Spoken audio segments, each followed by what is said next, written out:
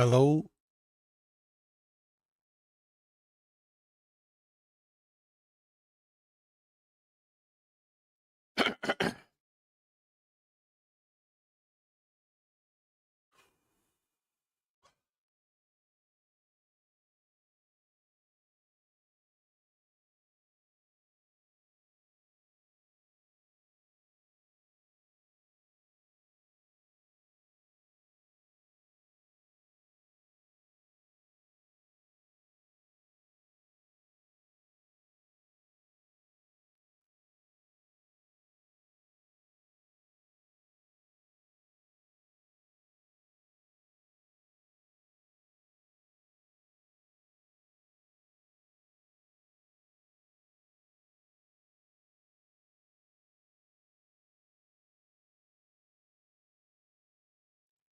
Yo, organic. What is up, my brother? What is up?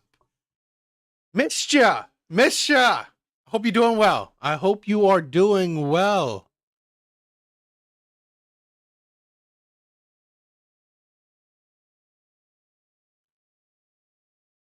Awesome. Awesome to see you being here. How you doing? I I just got whoa man, I'm kind of bushed, right? I'm kind of bushed. I just got off of the plane today, right? I got off the plane around 11:30. You're here. No, yep, you're here early tonight. You are here early tonight. Yeah. I missed you. Thank you for being here anyway. Thank you for being here early. I just got off the plane from my vacation. Just got off the plane around 10:30. Around 10:30, bus, on JFK, and you know, the bus and all. Just got home around. I got home around 1:30. Ate a bit. Took a long nap. Just woke up like I don't know, 30 minutes ago. Whew. But I wanted to go live. I wanted to go live tonight. So here I am. Here I am. Yeah. Yeah. Yeah. Just got off of JFK. Ugh. I hope you're doing well, my brother. I hope you are doing well.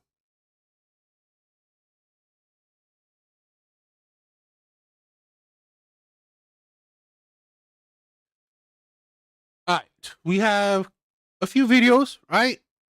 Back to our regular schedule, live streams. Okay. I have some videos, right? Few videos to react to, and then hopefully let's check out this a political, right? A long political video. So hopefully it'll be interesting. Yo, Boston, that's awesome. I love that. That's cool. That is cool. I love that.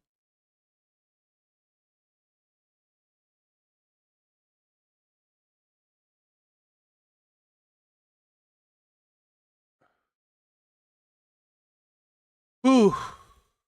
I got forgive me tonight, right? So I got to get back into the groove. Okay, it's been a while since I went on, went live on my setup. You know, since probably some of you guys known, I was on vacation for about 2 months. I missed you guys. I really did. I really missed you.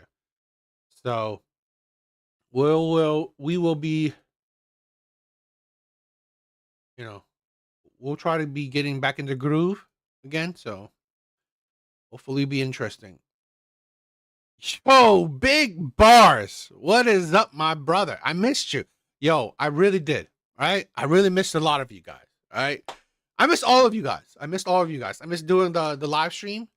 So I missed you. Big bars. I missed you, my man. I hope you're doing well. I hope you are doing well, brother.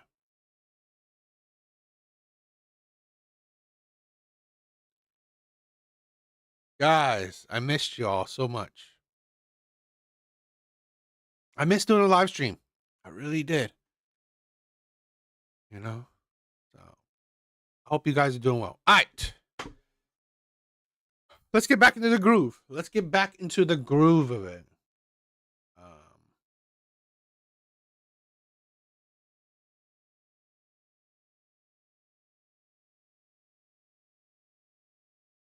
Let's get back into the groove of things.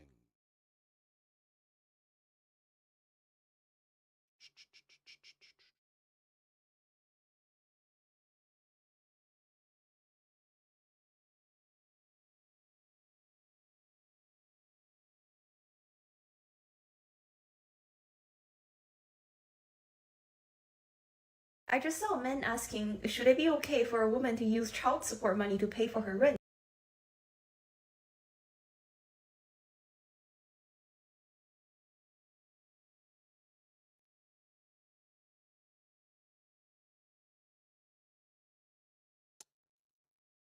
Thank you guys for being here.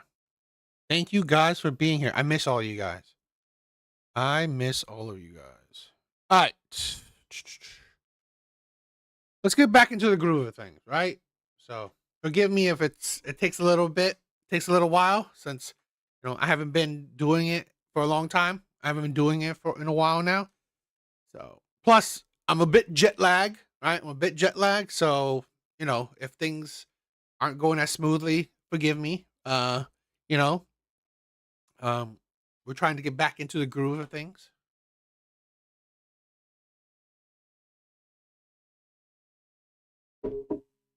Ah.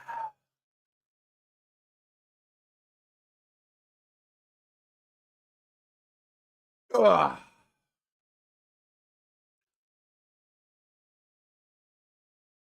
right, let's get started. Let's get started checking out some clips. Let's get started and checking out some clips. I just saw a man asking, should it be okay for a woman to use child support money to pay for her rent? And I'm just like, okay, do you think your child lives on their own and not with the mom? What, your 5-year-old is paying rent somewhere else on their own? And if you guys were still together, you're telling me you wouldn't contribute to rent to put a roof over your child's head? How is it different that you are not together? Also, I don't know why, when these men talk about child support, do they really think that's enough money for the woman to pay for everything the child needs and then go on a shopping spree on her own? Because I see this rhetoric all the time, like, oh, why should a woman use child support on herself? Most of the time, child support isn't even enough to pay for everything the child needs. If you don't believe me, just look up national average, even state average. You guys are probably thinking about like a pro athlete's ex-wife. Meanwhile, an average case is like that guy who just went viral not that long ago, who's paying $1,500 a month for 5 children, which is $300 per kid, meaning $10 per child per day. The parent with custody is honestly lucky if there's anything left to contribute to rent. I just saw a man asking, the age-old question, right? Using child support money for rent and other expenses of the mother. Now, this is the thing. It is, I believe, to directly support the child. Directly support the child, i.e., food for the child, you know, food, school, clothing, the smaller expenses. Now, let's break it down. Let's break it down. I just saw a man asking, But what do you guys think about, how, a lot of times people talk about it. A lot of women talk about it. How, child support should be, the mother should use the child support how should she see fit. I just saw a man asking, should it be okay for a woman to use child support money to pay for her rent? And I'm just like, okay, do you think your child lives on their own and not with the mom? What, your 5-year-old is paying rent somewhere else on their own? And if you guys were still together, you're telling me you wouldn't contribute to rent to put a roof over your child's head? How? If you guys were together, it's only women. It's only women who think that however their life was if you were together should be the life you have when you're apart. It's only women. You don't get the same luxuries, right? You don't get the same benefits of partnership while you're not in a partnership. That's the problem with women and the idea of child support. It should help me with my living expenses. No, it shouldn't. It shouldn't help you at all. Child support should not help you at all. It shouldn't benefit you in whatsoever.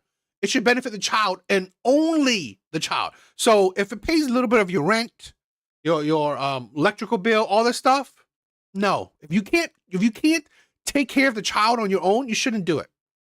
Give it to the father then. This is the thing where I'm a big supporter of, you know what? Give the child to the father.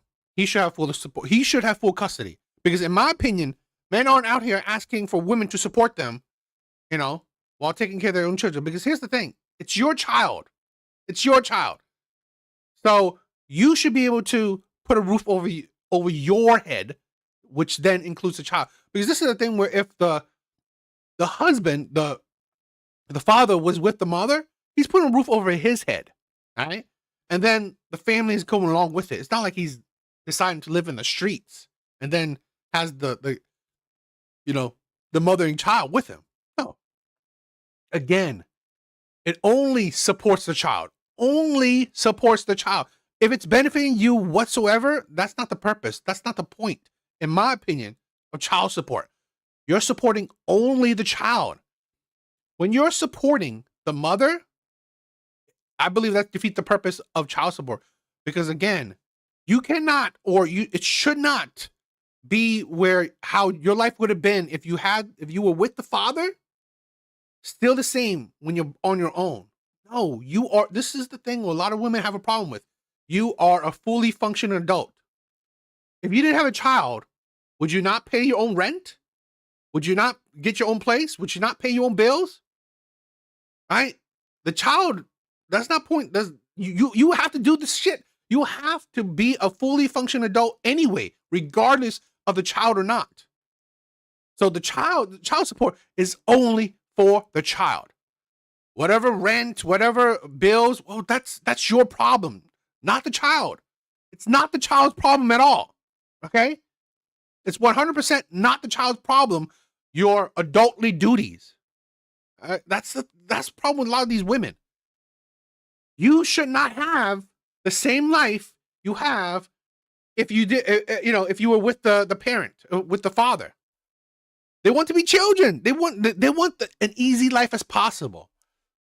Always different that you are not together. Also, I don't know why when these men talk about child support, do they really think that's enough money for the woman to pay for everything the child needs and then go on a shopping spree on her own? Because I see that men don't think that it's enough money for you to go on a shopping spree. No, men think that, you know what, it should only go for the children. And here's the thing. I'm sorry, okay? Majority of the time, it's women choosing to leave the men. It isn't men choosing to leave the women. Okay? So it don't matter if it's enough or a lot, or it doesn't matter. You chose this life. You chose it. Right? It's like women don't think that there's consequences to actions. That's the problem I have with so many women. You don't think that there will be consequences to your actions. You left them, right? It's either you left them, either you chose a man that can't provide for you, you chose a man that you don't want anymore, you chose a man that, you couldn't get enough resources from. That's your problem. And now the life you're living that's the result of your consequences. there's a rhetoric all the time, like, oh, why should a woman use child support on herself? Most of the time, child support isn't even enough to pay for everything the child needs. If you don't believe, In my opinion, child support should be relatively enough. just look up national average, even state average. You guys are probably thinking about like a pro athlete's ex-wife. Meanwhile, an average case is like that guy who just went viral not that long ago, who's paying $1,500 a month for 5 children, which is $300 per kid, meaning $10 per child per day. Let me say this, okay? $10. It's like, okay. $300 per kid. What more do you? I mean, it's like, I had kids, right? I have kids. It's like, and including me, if I'm spending, let's say, groceries, which is basically the only thing you need to be buying. I spend like $100, little over $100 every week for groceries. You could do that. You could spend $100 a week on groceries for an adult, in my opinion. Now you could buy more, but depends on the life you're living, right? Men have 5 kids, paying 1,500 is probably a low income family, right? A low income family. So if you're in a low income family, well, you're going to be buying things from a low income perspective. Because here's also a thing: that woman chose to have 5 kids with him. I believe. I mean, sounds like he had 5 kids with this one woman. Sounds like it, right? Or if he had 5 baby mamas, right? That's I think that's a whole lot worse. Um, but again, your 5 kids, you chose a man that has a low income prospect. So that's the life you would have lived with. You were living with him. It's like women think that, I should be what? Getting more? Why should be getting more? It's not like that's the life you chose. That's the life you chose living with that type of man. Parent with custody is honestly lucky if there's anything left to contribute to rent. I just saw men. It shouldn't contribute to rent at all. That shouldn't be a thought. It shouldn't contribute anything that will help, in my honest opinion, a woman's lifestyle in any way. Shouldn't be her food. It shouldn't be her bills. It shouldn't be her living expenses. It should not have nothing to do with her. Right? It should, in my opinion, $300. What'd you say, a week? It should be enough, or $300 a month should be relatively enough to buy groceries for each kid for about a month. So that's the problem that women can't understand. It should be enough. In the court order, it should be enough. Okay, let me tell you about one of the craziest dating stories I've ever experienced. I really, to this day, cannot believe that this happened to me. I'm truly shocked and appalled. Anywho, so let me set the scene. It is December. It is California. I met this guy in a dating app. He lives an hour away. I'm a Christian and I go to a church that either people love or people hate, okay? That's basically the gist of it. Sorry, someone is backing up directly in the spot next to me and that's a little bit awkward. I cannot lie to you. Anywho, so Sometimes I believe people are like have such a fake online persona. It's like you're so cringy. hello America. We go on a first date. We go to Christmas lights. How cute. We're just like walking around. We get hot chocolate, and it's a great first date. It's very normal. It's very chill. It's very wonderful. And then This is a 5 minute video, right? About 5 minute video. So I'll be reacting to it while I'm watching it. I'm very upfront about a lot of things in dating, and he was on board with all of them, and I was like, oh, period, that's wonderful. He drove an hour to see me, planned the date, got a babysitter for his son. Did I say that he had a son? I don't know if I did, but got a babysitter and was like, no, I want to take you on a date, and was very intentional. And I was like, oh, my stars in heaven, this is amazing. This literally never happens for me. Nobody ever puts in effort. It's great. It's great. And then we go on a second date, and the second date is he brings his child, and that's really crazy to me. I'm like, the second date, we met on a dating app, like I didn't know you before, and so it's just a little bit awkward. No, not awkward, but that is really crazy that you would do that, but not my circus, not my monkeys, and certainly not my place to judge. So he starts acting a little bit weird, and I was like, okay, I think I know what's coming, and I get it, I understand. And he has to call me, and I was like, of course. And I was in Target, and he was like, well, listen, I just know you find me really attractive, and I wouldn't want to, and I said, oh, you can stop it right there, buddy. You can stop it right there. You don't ever have to worry about that. You don't ever have to worry about that. No. I know how to control myself, and mainly, sir, you're 6'5". That's what's really attractive about you.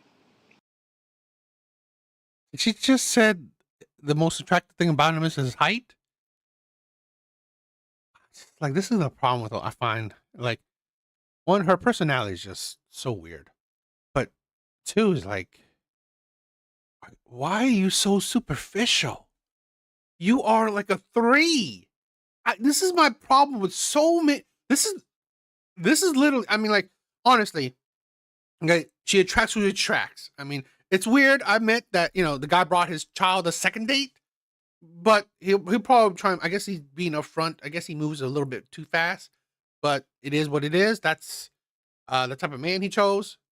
Isaiah, what is up? What is up? And here we go. Her personality is off-putting. It is. Her personality is very off-putting, and it's like the ego is like, you know what? You're being what she said 5'2", 5. I mean 6'5", 6'2", or whatever is what is attractive about him. It's like, are you kidding me?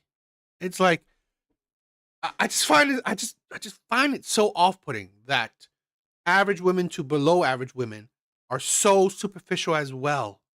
I really do, because if you are, imagine if she is superficial, if she is so superficial, like you can't be surprised that the men she date would be superficial as well. And then you can't be surprised that she's having problems in dating. This is the problem with so many women. You are so goddamn superficial, right? You're judged. You literally out of your mouth said, what's attractive about him is his height.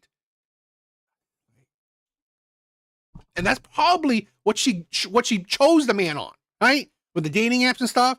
It's like, you know what? He's attractive. He's tall, but nothing else, right? You probably didn't know him at all. And now you're surprised that he's acting a certain way, right? That maybe turns you off or whatever, because you didn't choose a man based on his personality. You chose him based on his height. I know that makes me sound like a terrible person, but it's my honest truth. And then he decides, he's like, actually, I don't think I want, hello America, I don't think I want my son raised around this church. And I was like, 100%, that's totally your prerogative. Like, you are raising your son the best way you know how. I get it. I don't want to stand in your way. I would never ask you to do anything different. And he's like, oh, okay, cool. I think he expected a little bit more of a fight, and I'm not going to do that. I'm so sorry. Especially when you're using your child as the way out. Like, that's your kid. You raise them how you want them. And then later that night, the next morning, middle of the night, I get multiple voice memos. Do you know what was in those voice memos? Literally what is going on? Do you know what was in those voice memos? Tears. Yeah, he sent me multiple voice memos, multiple minutes long, of him crying. I actually do think I want you. I think I don't. Well, sir, I do hate to break you down. It's completely off the table. And I'm blocking you on everything, and I'm terrified.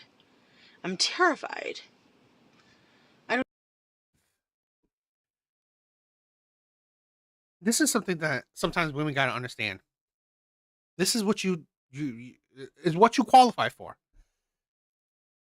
This is the type of man you qualify for. I'm sorry.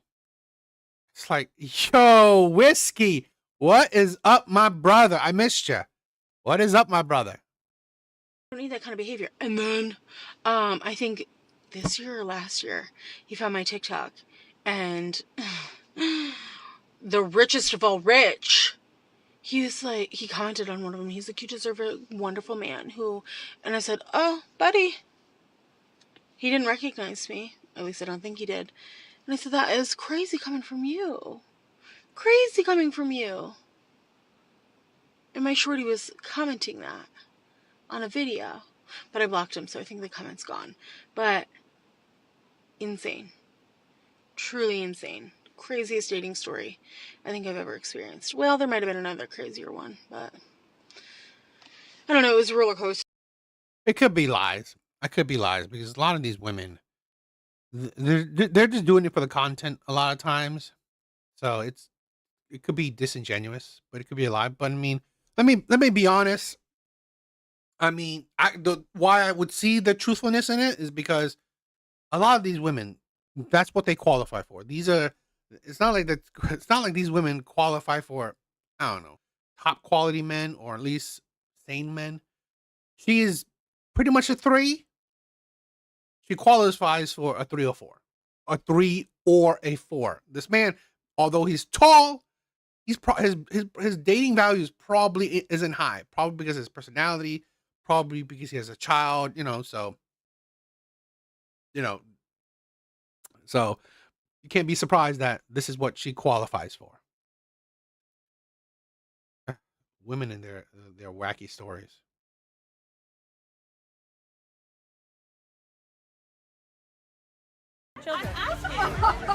Would you get a vasectomy? If you were a man, just make sure the woman you're having sex with won't kill your child if she conceives. Don't have sex with me, I'd kill all Don't your have children. sex with me. And I wouldn't touch any of you. That needs to be a question on Tinder. Trust me, you don't want the senator. It's gross. He would. I'm going to respond to his son. So if I could just like animate this conversation, it just keeps going through. Like begets like. I can't make the koala bear no matter how many times I have sex with my husband. You grab a limb, you twist, and you pull. This is a regressive, antiquated view of how we treat inconvenient human beings. Lady, even my service dog thinks you're full of shit, so. What happens in an abortion? I must exterminate it. That's simple, period. Abortion is a tool. Abortion is a tool that allows women to pursue careers. That is such a misogynistic statement. Yeah, I know we have a video. It's going to be fantastic. Yes. Children. This is just a highlight I thought was interesting because it just shows. And I'll probably be doing videos like this before later on. Not today, but these I've been talking about. I mean, like a interesting topic. Abortion. I talk about that from time to time because I've said this countless times before. I'm pro-choice, not pro-abortion, because I think it's stupid. Right? Because women in particular, but plenty of stupid men, you see, they make such stupid arguments. I've said this before, right? Well, I'm pro-choice. We're adults. Do whatever you want. Do you, okay? But at the end of the day, I'm not pro-abortion because you make it sound so stupid, right?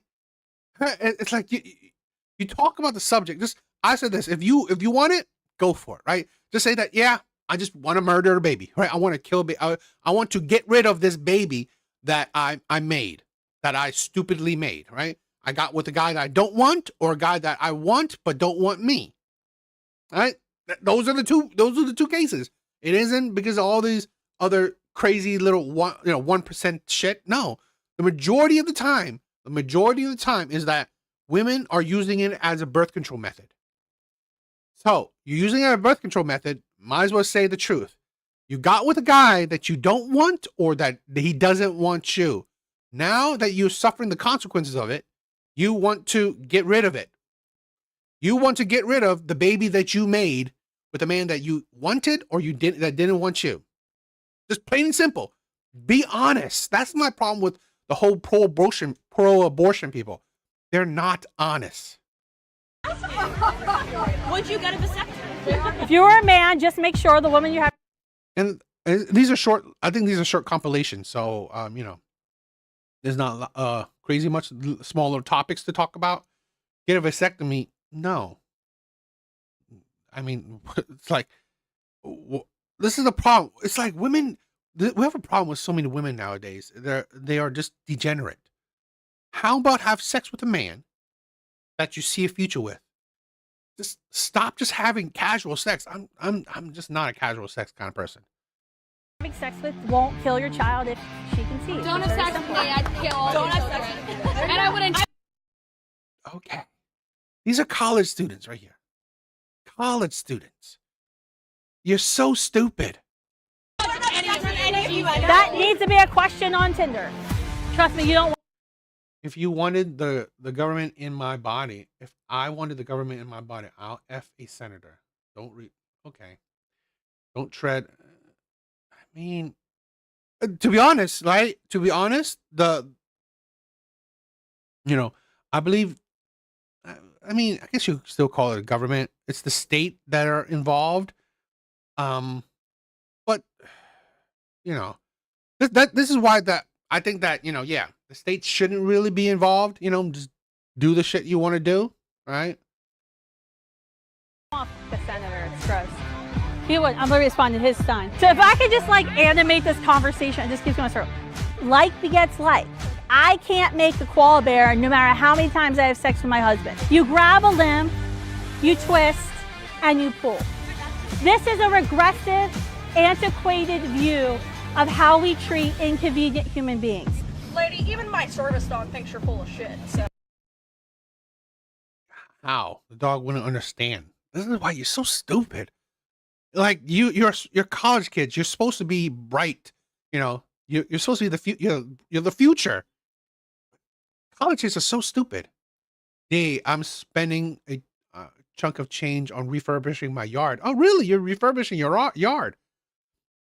Whenever it gets done, I want to invite my friends to a gathering. Would you attend? I would pay for your round trip. Yo, I'll be down. I'll be down, Whiskey. I'll definitely be down. I would love it. That sounds fun. What are you refurbishing your yard? Ooh, what are you gonna do? That'd be interesting.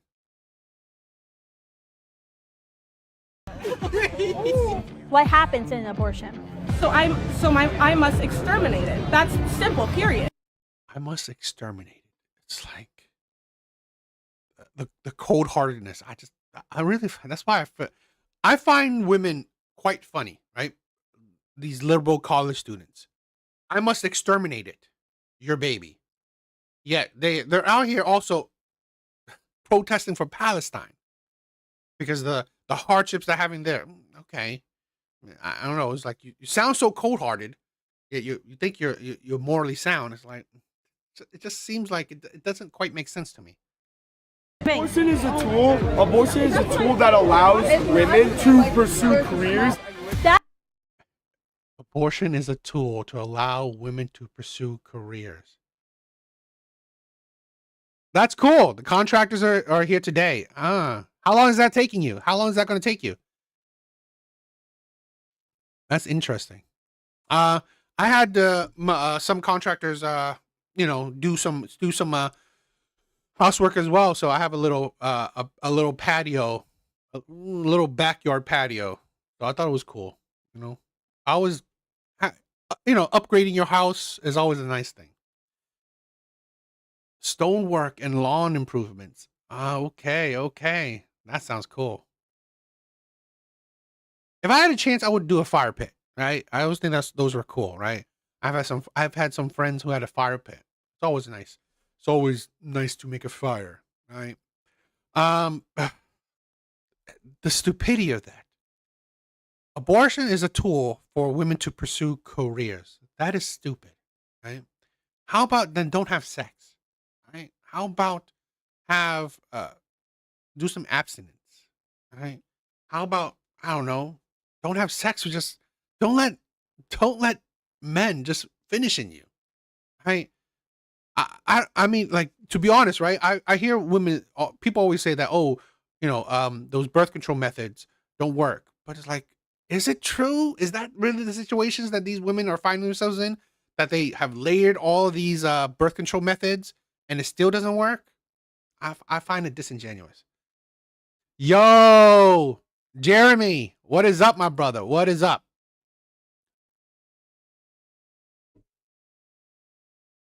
So, what do you guys think? The flight. How was the flight? The flight was okay. The flight was okay. It's a little hot right now. Let me check.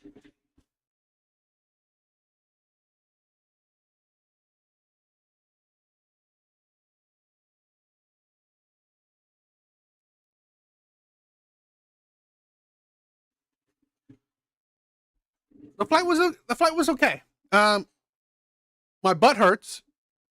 My butt hurt from the flight.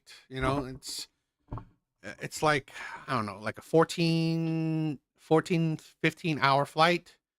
So my ass hurts. All right. I just got off. I just touched. I touched down around 10:30. Touched down around 10:30. Got home around one or so. So I took a nap. So I woke up a little bit. I woke up like at 9. So a little bit, maybe I guess a little bit jet lag, but gotta move on. Gotta keep moving. Gotta keep moving forward. Highly Games, what is up? Thank you for the love. Thank you for the love. What is up, my brother? Thank you for the love. All right? I love it. I love you.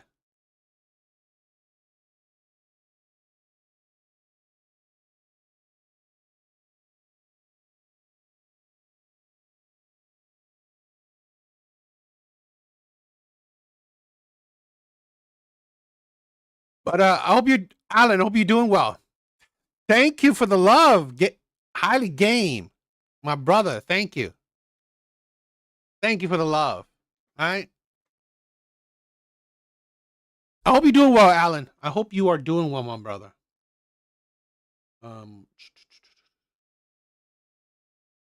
It's a really good thing. Yeah, I can't wait to get back into the groove, right?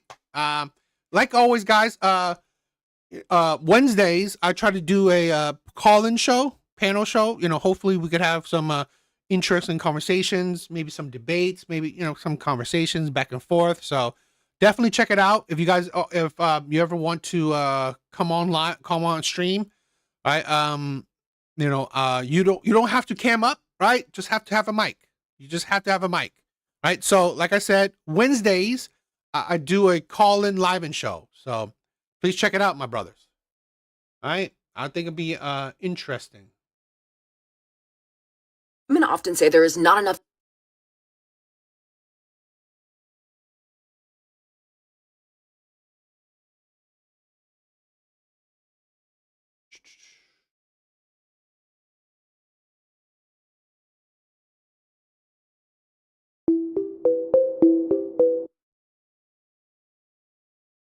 I have 3 internet friends. I'll pay round trip fare for you 3. Yo, Whiskey, you're crazy. I love it. That's really cool. That's really cool, Whiskey. I love that. Let's One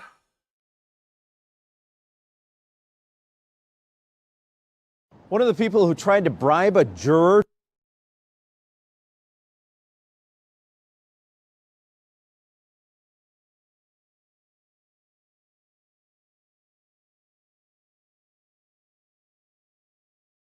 Brent, what's up, my brother? A 60.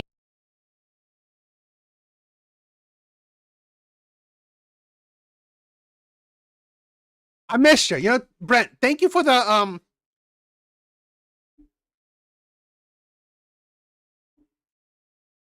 thank you for checking out my lives when I was over there. Right? I love it. Thank you, my brother. Guys, I'm glad to be back. I miss you all, right? I missed you all. I really did. I'm glad to be back. I just called my Roth IRA custodian and I'm making a $2K a month tax-free withdrawal. Okay. You gotta live that life, right? You gotta enjoy your wealth. So I love it. That's really cool. Definitely. I love it.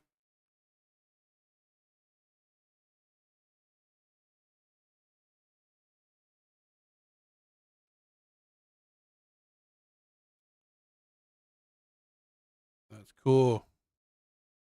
Yo, you're at work? Well, Alan, see you Wednesday. All right. I hope you do well at work. I hope you have a good time at work. All right. Hope work goes well. Hopefully you can come by Wednesday, right? Wednesday night. Well, we will have some fun. Mid-July. Okay. Yeah. Tell me again during that time. Tell me again when it gets sooner. All right. I'm definitely down hanging out. I'm definitely down hanging out. That'll be fun. I love you guys. You guys are amazing, right? So, all right. Let's check out some videos. Let's check out some videos. There are Latinos who feel like they did it the right way. And because they did it the right way, they're trying to pull up the ladder for everybody else. And say, hey, yeah, we did it the right way. We did it the way that, because what they're really saying is, we did it the way the white people told us to do it. And because we did it, we want our gold star. We want gold star for Marcus. And because you guys may have come a different way,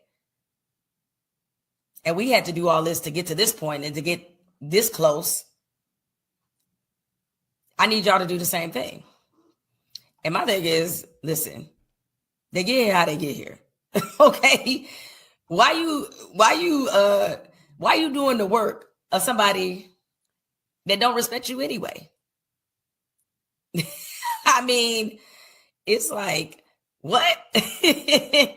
White supremacy, if you guys haven't figured it out by now, white supremacy doesn't need any help. They don't need assistance. They don't need foot soldiers. A lot of y'all weren't even recruited and just decided to join the movement. They don't need new recruits. So why are you doing the work for them? Why are you carrying the water? It's just, why? For the mythical prize of being elevated by a certain group that will make you feel more American? Because we all know in this country, we have associated being American and what a patriot is with, frankly, being white. And so you feel like if you're closer to that, then you're closer to whatever is the identity and the feel and the look of what somebody is supposed to be. It doesn't work that way. There are. This is why I can't. This is why I can't. Stand with the Democratic Party. They're stupid. I'm sorry, they're stupid. Brent, how's it feels to be back home? It feels good, right? I miss it. I miss home. I miss you guys, right?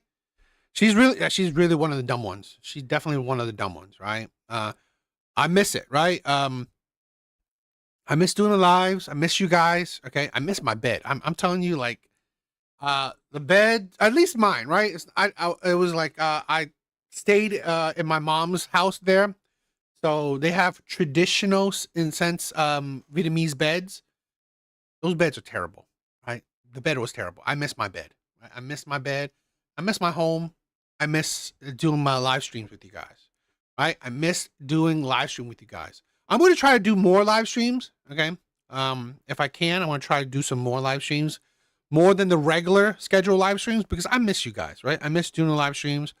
I'm going to try to broaden the content, right? Do other kind of stuff. So if you're not into it, you don't need to check it out, right? But I want to try to do a whole bunch of different stuff. So yeah, this woman is stupid. Let's break it down. There are Latinos who feel like they did it the right way. And because they did it the right way, they're trying to pull up the ladder for everybody else. What do you mean by pull up the ladder for everyone else? Did it the right way, the legal way. Okay. But pull up the ladder for everyone else? Latinos, I'm sorry, gonna be blunt, are more community oriented than Black communities. I'm sorry. Today's day and age, the Latino community, they're more community oriented than sadly than the Black community. They actually help their community, right? The Latino community actually helps out each other. So I don't know what the BS this woman is talking about, because sadly, the Black community, they don't help out each other, right? Black families are doing the worst out of all minority families. Latino families, if I'm corrected, are doing better than Black families. Okay? Asian families definitely doing better than Black families, right? So what are you talking about pulling the ladder, right? Now, if you're talking about legal, right? Latinos that did it the legal way, the correct way, should help out the Latinos that did it the wrong way. Why? This is the problem, right? They think that, okay, because because we didn't have enough illegal immigrants to vote for you. That's why Jasmine Crockett lost. She lost to, honestly, another extremely radical, right, Democrat. So really, it's like, it's your fault. You lost to a Democrat. You didn't lost to a Republican. You lost to another fellow Democrat that was more radical than you. And let's be honest too, in this, what I've heard, I don't know if it's true or not, right? I haven't seen any evidence to counter it, but Jasmine Crockett has done pretty much nothing for the black community. What has she done during her political career that she's actually helped the black community? In what way? And say, hey, yeah, we did it the right way. We did it the way that, because what they're really saying is we did it the legal way. That's what they're really saying. We did it the way the white people told us to do it. The way the white people told us to do it. This is why I also don't, I can't F with the Democratic Party. It's always race. You did it the legal way. You can't do, you cannot, enter African countries illegally. You can't enter, China illegally. You can't enter, Japan. You can't enter India. You can't enter predominantly minority countries, right? Illegally. You can't do that there. So it's not a white man thing. Everyone enforces their border laws. Every country. Name me a country that doesn't enforce their border laws. I mean, I would love to know, right? Like, okay, easy entrance. Okay. That sounds, you could direct plenty of people there. But what country does not enforce their border laws? It's not a white thing to enforce your border laws. I'll agree on that. The Latino community is very, very tight knit. Blacks throw each other under the bus for a dime. Exactly. I'm sorry. Black people, they don't care about their fellow black people unless a white person is involved, right? I'm sorry. The black community only cares about other black people in general. I'm not talking about everyone, right? I'm not talking about everyone. I'm talking about in general. But the black community only cares about black people when white people are involved. They will protest. They will get together. They will talk about it when white people are involved. If it's not, they don't care about their fellow black brothers and sisters. They don't, in general. And because we did it, we want our gold star. We want gold star for Marcus. And because you guys may have come a different way. Why don't you say what way? The illegal way? What? See, what it's like? You see the word dodging? What's the different way? What's the difference between the right way, okay, and the different way? It's either the right way or the wrong way, all right? It's either the legal way or the illegal way. So you tell me. It's like, why? See, you see the dishonesty. You see the dishonesty, right? And we had to do all this to get to this point and to get this close. Oh, whew. Don't get me started. Look at the heads of the BLM movements who kept all the money and moved out of the black neighborhoods. Exactly. The head, all right? I've heard so many cases of leaderships in the BLM groups have stolen, right? Donated money to fund their own lives, to fund their own wealth, right? These are leaders, right? They are leaders of charity movement, leaders of movements for the black community that stole other black people's money to feed their own life, to prosper, right? You're not spending this money to help out black communities. No. You're spending this money on yourself to buy your houses, buy your cars, invest in with other people's money for yourself. And this is for black people, right? You are the leaders of black movements. Absolutely disgusting. Yo.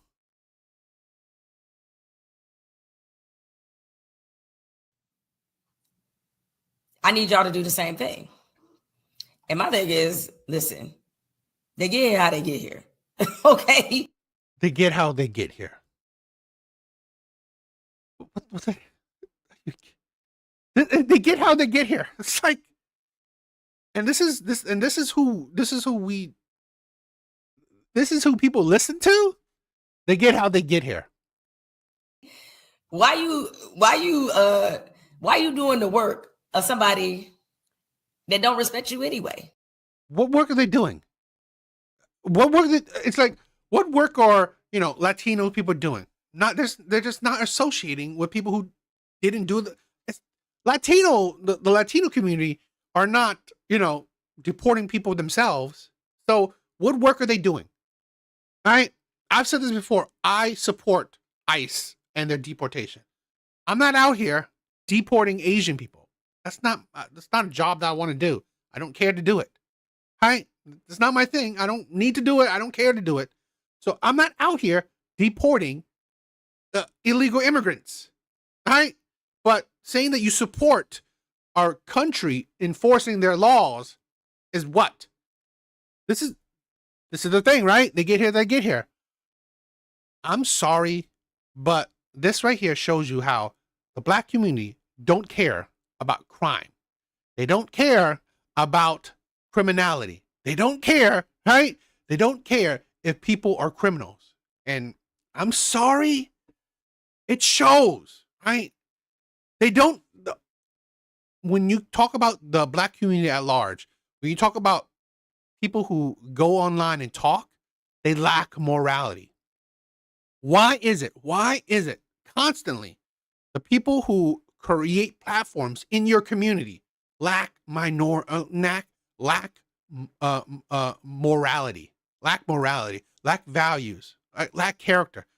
Here's a woman. I don't even know who she is, right? I don't know who she is. Right? So, but she has supposedly a platform. It looks like she has a platform, right? And she's pretty much supporting criminality. These are the people in your community. It's just sad. If you came here illegally, you are an invader, not an immigrant. 100%. 100%. I'm sorry, you came here illegally, you did a crime. It's a crime. I don't care if you say it's a felony and all that shit. No, it's a crime. You're not supposed to do it. To be honest, I think it's stupid, right? Laughing man, what is up, my brother? What is up? I missed you. I think it's stupid. If it's a crime, it's a criminal act to enter someone's home illegally. It should be 100% a criminal act to enter the country illegally. I really think it's stupid when people say it's a misdemeanor and all this shit. It's stupid. Sometimes I agree. You know what? Our laws need to be improved, right? My brother DA, what's going on? Long time. I haven't seen you on my feed. He just got back. Well, hope you had fun. I had fun. I did have fun. You know, I've seen so many people said that they haven't seen me on my on their feed, and controversially, I think YouTube is shadow banning me, right? But it is what it is.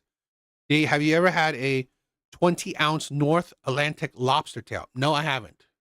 It is indulgent. I felt guilt eating it. Really? I never had it. You did say a lot of things you just said, right? 20-ounce lobster tail, Alaskan king crab T-bones, ribeyes, and tenderloins. That does sound indulgent. I mean, it's like, what?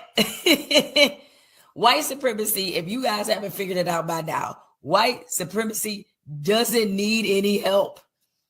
I swear to God. If the Democratic Party doesn't talk about racism, they have nothing to talk about. Right? If the Democratic Party doesn't talk about racism, they have nothing to talk about. If they can't make you believe that the world is racist, if they can't make you believe white supremacy, you're not a victim, right? You can't be a victim then. and that means their base, right? The base will be disappeared, right? Their basis will disappear, right? The people who support them, which is they believe they're victims, would disappear. The Democratic Party supports and create and perpetuate victimhood. And if you don't believe you're a victim, right? The white supremacy, right? White supremacists. Oh my God, white supremacy, white man this, white man that. Then you will wake up, right? You'll wake up and think that I'm not a victim. Then you will move from the Democratic Party. They don't want that. They don't need assistance. They don't need foot soldiers. A lot of y'all weren't even recruited and just decided to join the movement. They don't need new recruits. So why are you doing the work for them? Why are you carrying the water? It's just, why? For the what's the word? It's like, this is the thing. Like, they have to be vague. This is my problem. These people have to be vague because they have no point if they don't be vague. Because if you dig in deeper, what work are Latino people doing? What work are they doing? Not supporting illegal immigration? What work are they doing? I believe in Texas alone, right? Over 1 million Latinos voted for Trump, right? They support the deportation of illegal immigrants. You're the party that support illegal immigrants. Just like you didn't stand for Americans, right? You didn't say Americans above all else, Americans above illegal immigrants. So the legal Latinos think that you people are a bunch of shit or a bunch of BS because you don't stand for American people. You wouldn't stand for the American people over illegal immigrants. So if I did it the right way, you don't care about it. You want illegal immigrants. You're not fighting for me. You're fighting for the illegal immigrants. So why should I care about you? mythical prize of being elevated by a certain group that will make you feel more American? You are more American. You are more American if you did it the legal way than the ones who did it the illegal way. So you are more American. You are a legal American citizen. Because we all know in this country, we have associated being American and what a patriot is with, frankly, being white. Oh, yeah. I mean, Whiskey said, like, okay, American citizens focus as it's pretty much whiteness. Here's this black woman, right? Blonde hair, blonde straight hair. The hypocrisy. Here's a black woman. Here's a black woman sporting straight blonde hair. Blonde hair doesn't grow out of black people's head. Right? It doesn't. Straight hair doesn't grow out of black people's head. So the hypocrisy there. Right? The hypocrisy there. You're talking about white supremacy this, white people that, while appropriating white people's hair. Huh.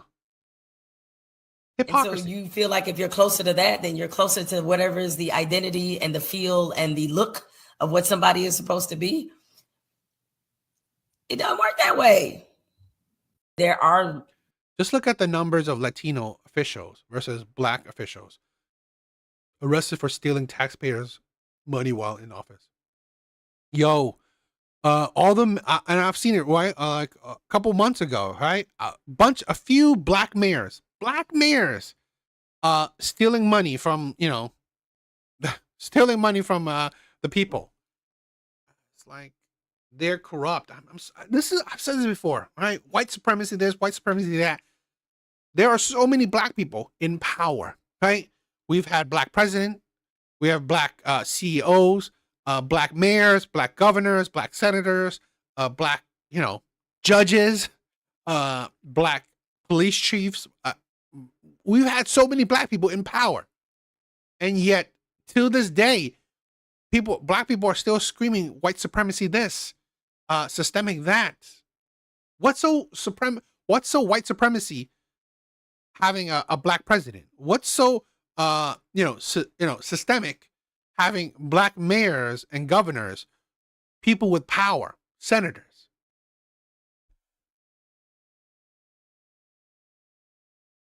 One of the people who tried to bribe a juror during the first Feeding Our Future trial is going to prison for 57 months, nearly 5 years.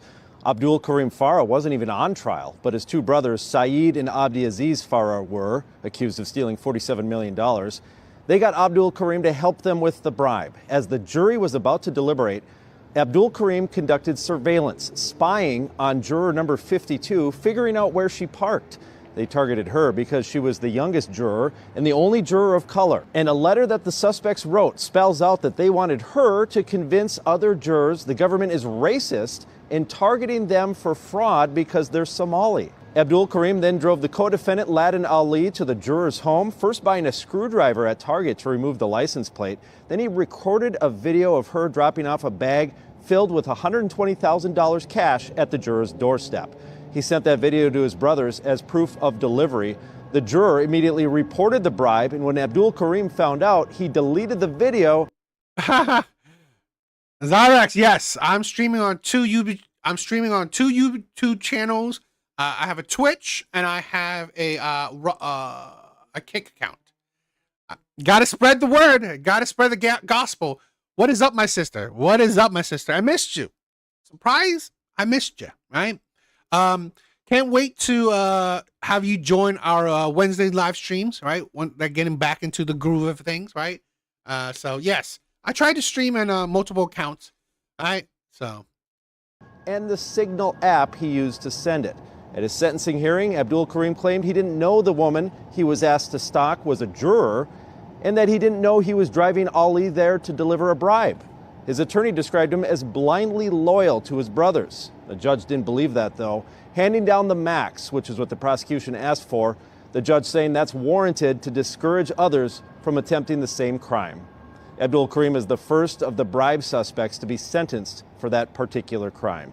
I'm Lou Ragoose. Follow for more news. One of the people... This is like what Whiskey said, right? Not all Somalis are criminals, but criminal-minded, but many are. To be honest, they're not. This is the problem. The Somali community is not helping their cause. They're not. Okay, they're not speaking up against it. They're not speaking out against it. They're not combating it. So really, you're not helping your cause here. You're not helping your cause here. And it's like, this is also another thing about racism. When you guys are criminals, you're fraudsters. To be honest, I hope that America will flush all these people out, all these criminals out. They are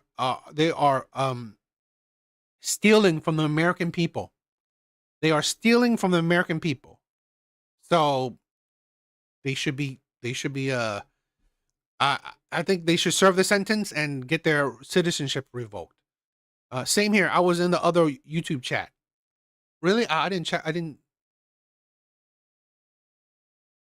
Oh, I didn't check the other YouTube chat. My bad, guys. I should have. But thank you. Thank you, my sister. I also just saw it too. Alvi, I love you, my brother. Yes, live. I am live. I didn't even notice.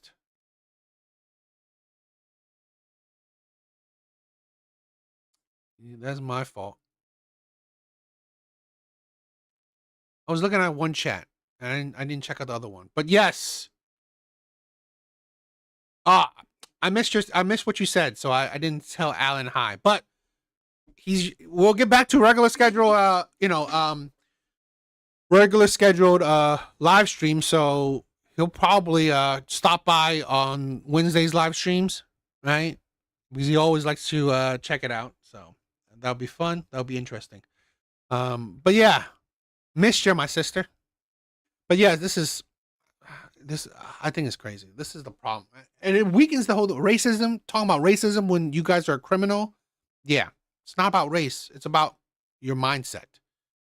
Laughing Man, thank you for the love. Thank you for the love. I love you, my brother. And Zyrax, thank you for the love, my sister. Thank you for the dono. All right. You guys are amazing. Thank you.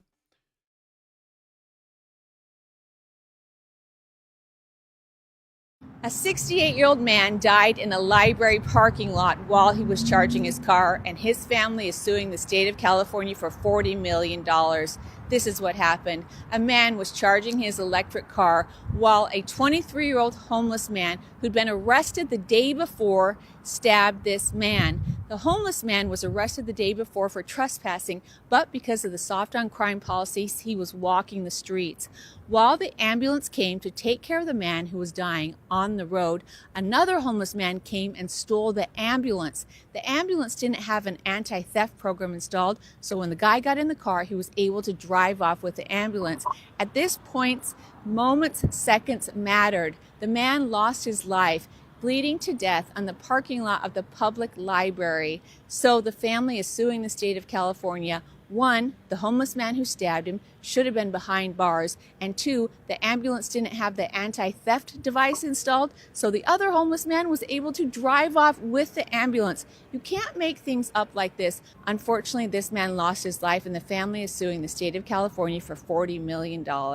Let me know your thoughts on this one. I hope the family wins. I hope the family wins. California has a really big homeless problem, which is, I always think is funny. Okay. You constantly hear that, you know, California is so wealthy. Okay. California is so wealthy, yet they have, I believe, one of the biggest homeless problems, right? The biggest homeless problems in the country. It's like being such a high GDP country, and yet you have a homeless problem, a huge homeless problem. Ridiculous. And it costs the life of another citizen. It's absolutely disgusting.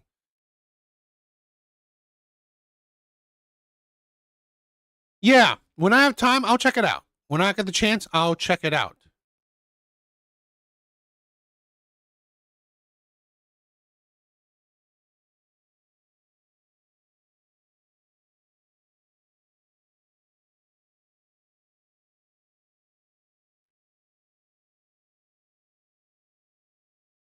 But yeah, that was crazy.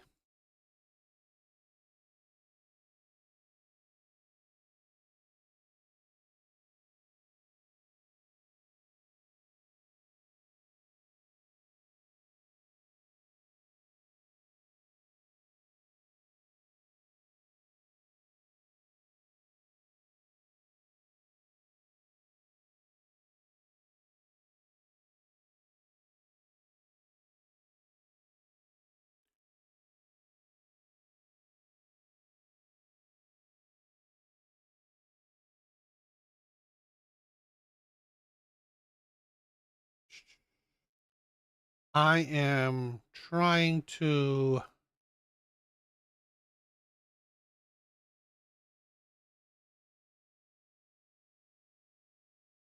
look at some videos. Let's check out some videos.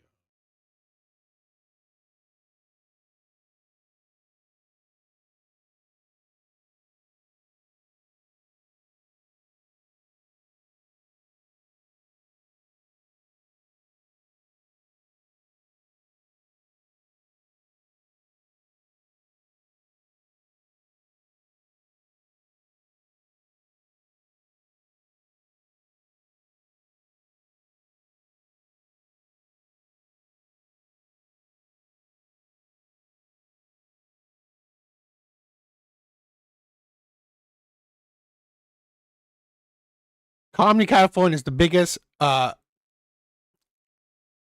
shit. Yes, sidewalks in this really. This is the thing where I'm glad I don't live in California anymore. I think they're just, to be honest, it's a ruin. It's such a backward state, right? High GDP, which is quite funny.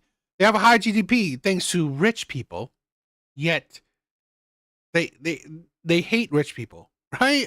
I always think it's funny. The richest states in our country are also the states that hate rich people, right? California, New York, They hate the wealthy. Yo, TBD, my brother. Thank you for being here. Yo, guys, check out TBD's channel. All right. Yo, you can put your link in the description if you want. All right. I mean, you can put the link in the chat if you want, my brother. I love him. I love this man. All right. Stay strong. Stay healthy. Keep moving forward. His Lego channel is, those shorts are getting some good views. Right. Those shorts are getting some good views. Those he does Lego shorts, getting some good views.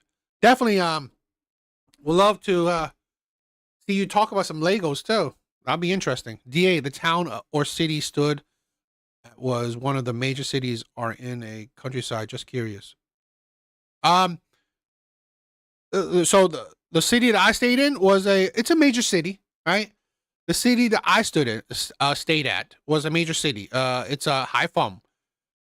It's not like the biggest city, but it's a major city. It's a major city of Vietnam, if that's what you're talking about. My other two friends are from Alabama. They are brothers, good men. That's awesome. Right? I love that. That's the thing where, you know what? This is what I'm talking about, right? The brotherhood. We need to keep these bonds, these brotherhood bonds, right? These friendships. This is why I've said this to you guys plenty of times. I love you guys because I see you guys as brothers. I see you guys as friends, right? Like TBD, I love that man. I love that little that young brother, right? I love him. Thank you for the love. Thank you for the love, my brother. That's why I love you, right? I do, right? I mean it when I say it because I want to see my brothers succeed. I want to see my brothers do well. I want to see my brothers succeed, and I want to see my brothers do well. Okay, so I'm happy that TBD is around and he's creating he's doing his thing. I love it. I love you guys, right? You guys are all amazing. Thank you guys for the love. Thank you guys for the love. All right. All right. So we are for the next 2 hours or so. I want to. Yeah, that's 13. Yeah, it's $13 for us. $13 for us. It's interesting.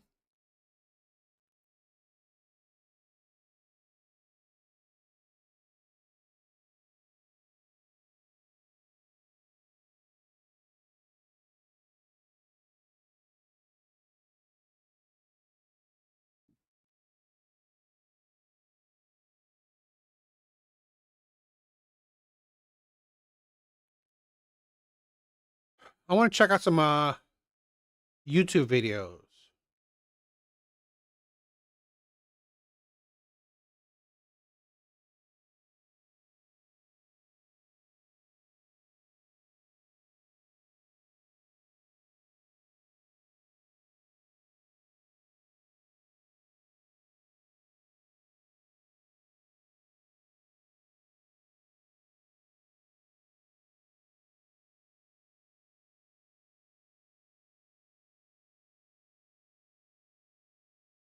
All right, this is a interesting a video I wanted to check out. So, the shocking psychology of liberal women. So let's check it out.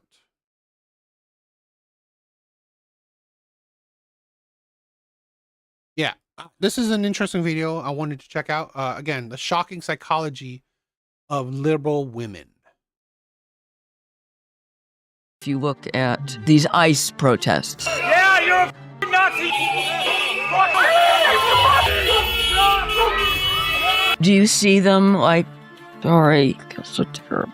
It is a performance. It is acting out guilt rather than feeling it. They have cast themselves as the main actors. The immigrants them. Check out Fooly Cooley. Yeah, I think you're pronouncing it wrong. Yeah, I am, but I think you know what I'm talking about. What is that I don't know. I don't know what I'm pronouncing wrong. I don't know. A guy got super flipping offended. I called him a lib. That's crazy. That well, if he's a liberal, you gotta live with it. I haven't seen that anime. Oh, Fooly Cooly. Okay, the anime. No. Yes, I've seen it. I've seen it before. I've seen it when when I was young. Themselves are irrelevant. They don't derive any sense of meaning from their nationality, except in the negative. What do you mean when you say the Great Replacement Theory, and do you think it exists? The bottom line is pro-immigration is also connected to professed self-hatred in the West. If we are not willing to give birth to and raise another generation, then other people are going to take our place, and we deserve it. Has the UK been colonized? Before we get into this interview, I just wanted to say that we have noticed that more than half of our and the family itself are divided on whether they want to do that, and you explore the differences there. What I was hoping in this conversation to do with you, as there is much talk about sort of the economics of immigration or the politics of immigration, I actually want to explore the different attitudes between progressives and conservatives on immigration, how it's become a moral issue almost opposite, sort of two opposite sides of the same coin and it's the same problem in America, it's the same here in Britain. And I want to sort of explore that, the core ideologies at play, the core emotions at play, right down to the bottom if we can get there. But for more to any other country outside of Europe, it's going to be called colonization. In fact, it would be called settler colonialism, apropos of Israel. But for some reason, when it's people arriving here, you can't use that language. And again, it's partly, this is just a linguistic issue. The word is charged. It's used to demonize British history, and therefore you can't use, the wrong side is using that word. So that side can't use that word except with a sense of shame. It can't use, the right cannot use that word with accusation. So, this is basically a silly... No, I've never seen that. You guys ever seen the during and after pics of British colonization? It's a rich descent town in one, and then after we left, they are hellholes. I haven't. This is a thing where I think it's stupid, right? I mean, we can talk about the negativity, the negatives of colonizations, but we gotta also mention the positives, okay? Colonization got America what it is, and we should love it. I love America for what it is. I'm always insulted when people hate America for what it's turned out to be. It's an amazing country, right? People desired to immigrate here. Same with Britain, right? People desired to immigrate there. Same with other, I'm sorry, like colonized countries, right? Or predominantly white countries. People desire to live there. Yeah, you heard of the theories on what it means that anime? All I'm saying is R-rated name. I haven't heard any theories on Fooly Cooly, so I don't know. Yes, colonization made it better, right? Better standard of living. I agree. That's why I find it insulting that, people put down these countries like that. You wouldn't leave, right? You wouldn't leave these countries. Word game. And basically you can't, the bottom line is you can't say anything negative about immigration. So this is just another iteration of that. Yeah, you can't say anything. But it's curious, I think you're pointing to there, which is when the left do it, and they have done on the tube. I mean the London Underground for our American listeners. There are posters celebrating colonization in reverse. That immigrants are coming to Britain, and this is their opportunity to get one back, get their revenge. And there are political commentators here celebrating. Of course, it's colonization. It's our time now. There's It's your time now. Okay, this is what I think where it's really funny. So colonization, reverse colonization. But these people aren't improving, right? Aren't improving these countries that they are immigrating to. They're not improving it. I'm sorry. When the places that have been colonized, they have improved it, right? Technologically, better standard of living. They have improved the life of that country. It just has. Indian immigrants have pretty much ran most Tim Hortons in Canada into the ground with filthy habits. Roaches. Wow, really? I didn't know that. Tim Hortons is a big thing in Canada. I know that. Garbage on the floors. Damn, that's terrible. The society America made, we made all it we made. I call it civilized, not colonization, right? Civilize the world. I agree. Controversially, they have. I mean, colonization has pretty much civilized the world. It has advanced the world to what it is today. Moderately well-known far-left commentator called Ash Sarkar, who openly claims not to be British, or has openly claimed not to be British, and has said of the London becoming minority white, that yes, lads, we're winning, as in the minorities are winning now. So it seems that when the left do it, it's okay to say to be pro-colonization, but if the right point out a problem, that's a great taboo. Oh, yes. That's the hypocrisy, right? That is the hypocrisy I find with the left. So you're essentially saying that you're no different than the people you complain about. I've said this time and time again. Okay? Oh, it's okay to be racist to white people. It's okay to dominate white people. It's okay to colonize white countries, but God forbid, God forbid, you complain about the reverse, right?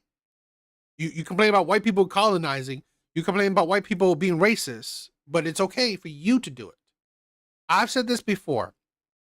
I believe, right, if the roles were reversed, where, let's say, black people, Africans, colonized America, they would do it exactly the same way. They would pretty much destroy Native Americans. They would take advantage of slavery. I think they would. I believe that if Africans, if other minority groups colonize America, colonize whatever, right? If they had the opportunity to colonize, they would definitely. And if they did it, they would do it pretty much no different than the white people they hate. Well, the left conventionally talks out of two sides of its mouth on this business. And this is also the case in the U.S. No, that's the thing, right?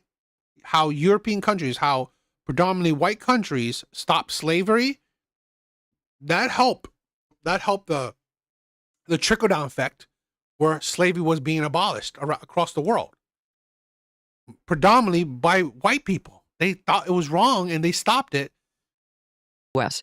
On the one hand, if you tout the so-called Great Replacement theory, and you're concerned about the diminution of the native population, then you're a racist, and this is deplorable. You can't use the word invasion. And on the other, these same people are busy celebrating the idea of white European populations becoming minorities in their own countries. That this is a wonderful thing. That this is more diversity, and therefore the good people are winning out against the bad people. And you can't, you would think you couldn't maintain both those positions, but somehow hypocrisy never bothers these people. You say the hypocrisy never bothers these people. Great quote. Exactly. The left, Democrats, these liberals, hypocrisy never bothers these types of people. They don't mind to be hypocrites. Great Replacement theory there. Do you think that, what do you mean when you say the Great Replacement theory, and do you think it exists? Well, I have a character in my book who says it's not a theory. It's just a fact. I mean, there is an element. I mean, I don't think it's a conspiracy from on high exactly, but demographically, when you've got a native population that isn't replacing itself, that's the real problem. Mm-hmm. Then and you have. I do agree with that, right? At the end of the day, it's kind of white people's fault, right? I will say this: it's in general, it's white people's own making, right? They have destroyed themselves. They have chose to destroy the nuclear family. White people chose to do it. They have decided to not, have children anymore. So you can't blame no one, right, for something you're doing. Okay. So instead of creating families, having children, they're instead of importing people, right? All these European countries, all these predominantly white countries, they want to now open their borders to more people. So if you don't replace your own population with, yourselves, right? If you're not trying to increase your own populations, you're importing to inflate the increase of your population, then yes, you will be replaced, right? And I sadly, you have no one to blame but yourself. Okay, you have no one to blame but yourself. And I think, to be honest, it shows you that white liberals are the most dangerous, right? To be honest, they're the most dangerous people. White liberals are the most dangerous people, okay, in these countries. It is the white liberals that are destroying these countries. One, they are the ones who push to destroy family units, push to have little to no children, and push for open borders, right? For more immigration. And so you see that this is the cascading effect, the domino effects. They are destroying their own countries with their own hands. And to be honest, the right is letting it happen. The right is letting it happen. Yes, white liberals are going to destroy they're destroying all Western countries. White liberals are destroying Western countries. Very high rate of immigration, then obviously the native population is being replaced. So in that sense, it's just a fact. So replacement, you agree, is happening? Yes. But great replacement theory, which sort of alludes to some grand design, some reptile Davos living French. Yeah. French or German. You don't think that's well? Actually, it's a way. That's been used against me. One of the early reviews on this book said that I had embraced great replacement theory, and it once again, this is just a branding thing. It just means you're on the wrong side of immigration. That's no. You know what? This is. I'll be controversial, right? Keep these predominantly white countries predominantly white, but I already said this before. They're destroying themselves, right? White liberals are destroying these countries, but again, keep these predominantly white countries white. There's a reason why people desire to immigrate there. There's a reason why. Excuse me.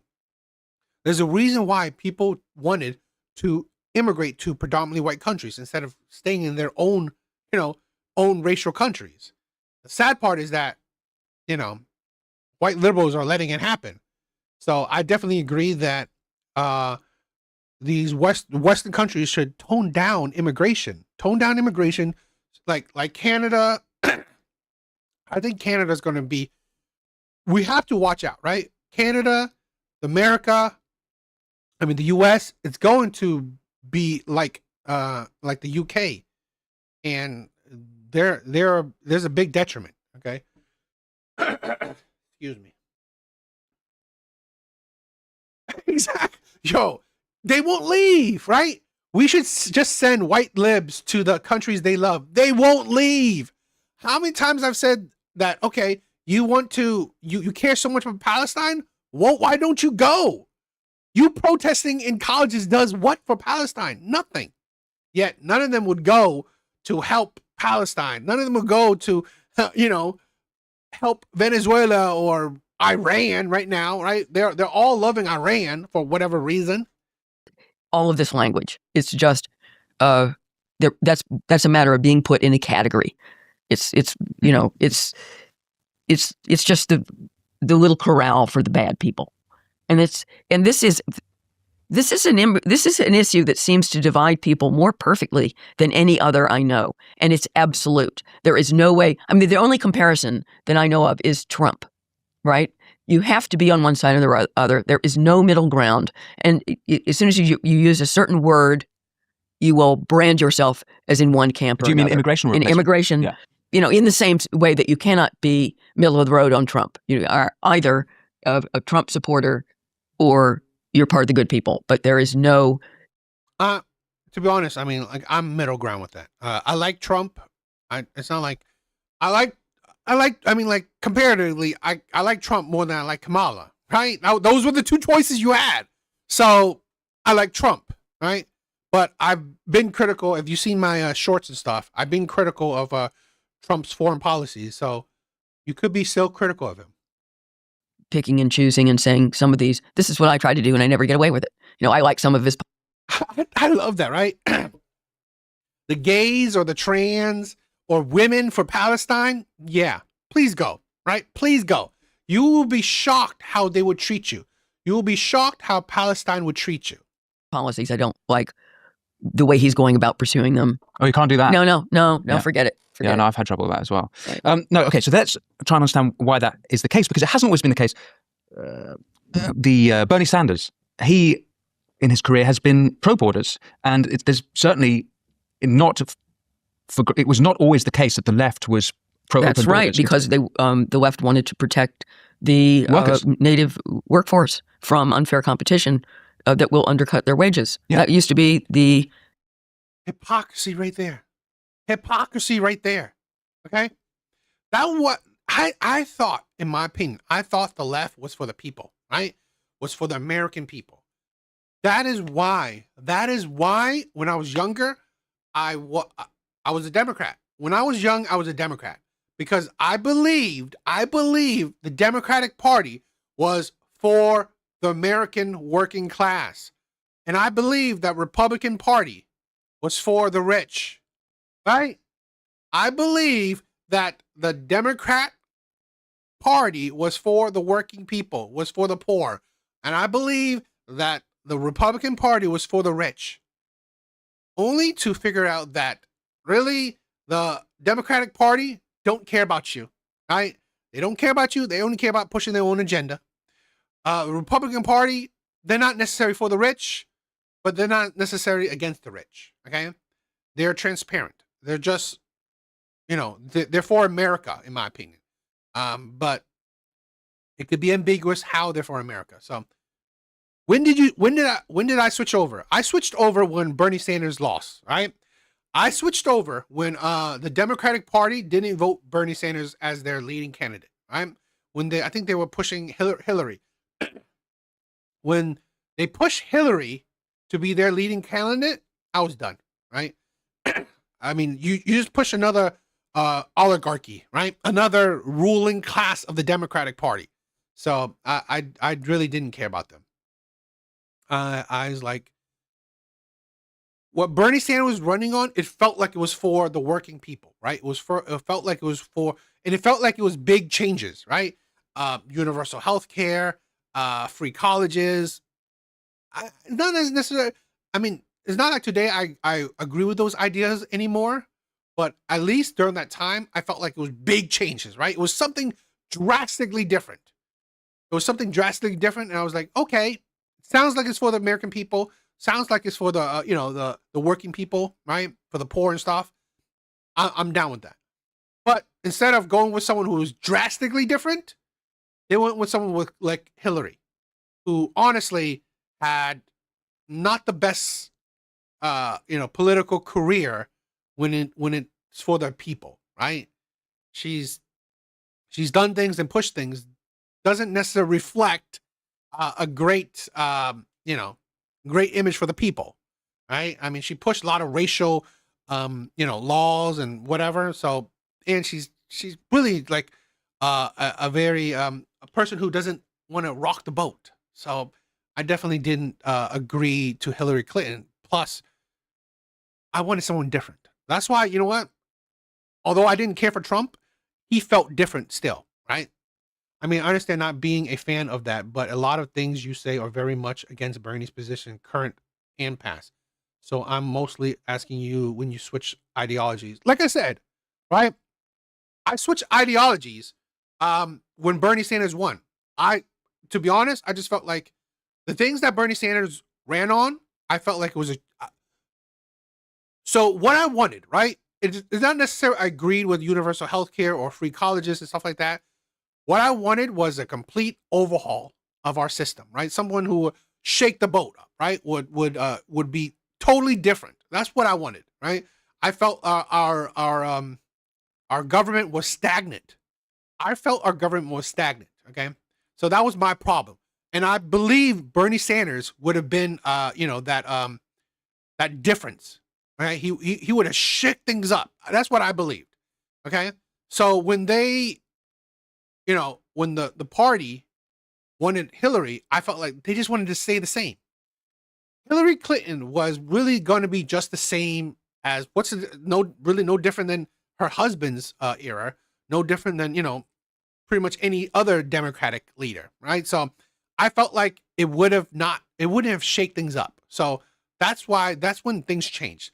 And then after that change where I didn't trust or didn't care for the Democratic Party anymore, it started a domino effect, right? And then I started, getting really into a little bit more and more into politics. So that was the domino effect. Okay. It was the domino effect that pretty much pushed me away from the Democratic Party. So, and then I started waking up from, I started being very critical of the Democratic Party. Okay. So it's the domino effect. I watched a video on young Biden. Man, he was charismatic, smart. What happened? This is a thing where, to be honest, I think the Democratic Party messed themselves up. Okay, the Democratic Party was, I don't know, they were more for the working people. They were more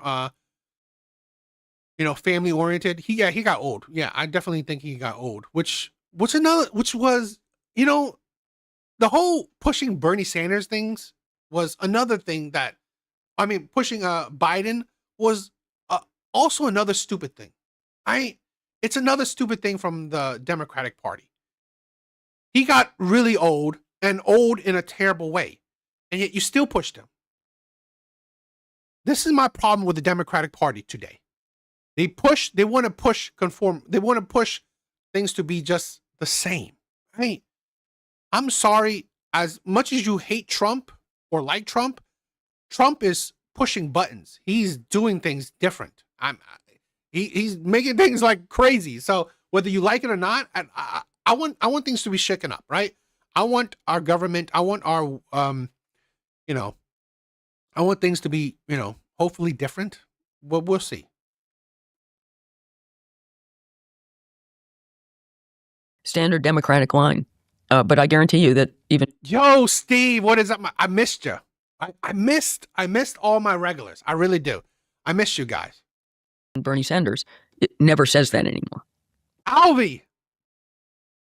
That dude died and used an actor. I wouldn't be surprised. I wouldn't be surprised that he... Would you consider yourself to be a conservative?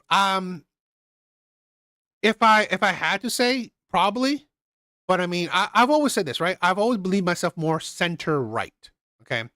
I'm not religious, so it's hard to be. I believe in family values. I believe in tradition. I miss you. Alan. You won't believe it, but I miss you too. Right? I miss all you guys. All right. I miss going back and forth with Alan. Right? I miss seeing Steve. I miss seeing Alvy. I miss seeing all you guys. I miss seeing you guys type. So I miss you guys in live. So I'm happy to be back. I'm probably gonna do more live streams too, right? If I could, right? It's gonna be not soon, right? Not soon, but in the next couple of weeks, I'm probably gonna do live streams every day, more often, right? Oh, I stream on the links are in the description. The links are in the description, right? I stream on Twitch. I stream on Kick. Okay. I don't have my Kick. I should have. I'm gonna put my Kick in my. I will put the Kick in my description. But I stream on Twitch and I stream on my other channel, right? My second YouTube channel. Just those 4 channels, right? But yeah, I missed you guys. Right, it doesn't say anymore. Yeah. And it's also the case that Obama deported millions. Biden, he let in millions, but he also did some deportations. And you know what kind of sealed the deal for me with the Democratic Party is all the hypocrisy, right? It's the hypocrisies. I'm sorry. It's the hypocrisies because just one hypocrisy, like you said, Biden and Obama, they deported millions, and that now the Democratic Party is upset that Donald Trump is deporting people. Ridiculous. Yes, I missed it. I miss it. That's why TBD. I hope I see you often, right? I hope I see you often. Like I said, right, on Wednesdays, right, and hopefully I'm going to do it more often. On Wednesdays, I'm going to do I do a regular open panel live stream. So you could call in, right? You could call in. You don't have to be on. You don't have to be. You don't have to cam up. You can just call in, and it's a bandwagon to hate on Trump. I agree. Yes. Once if we had 10K, definitely. A brotherhood trip. Yes, they did. But have you ever looked at the numbers comparing the admins? What do you mean comparing the admins? I don't know what you mean. I know that both Obama and Biden deported a whole lot more people. So I don't know. It seems that it's maybe the mixing of it with Trump that has made it so contentious issue. But why? Well, I think it's not a coincidence that I instinctively reach for Trump as the. No offense. I feel like there's a really good chance you've heard that they deported millions without actually checking. No, I did check that they deported millions. I checked it. Right. I mean, I checked it. Now, I'm not saying that I know the exact number, right? I'm not saying that I know the exact number because I didn't commit that to memory, but I checked that they deported the comparative numbers, right?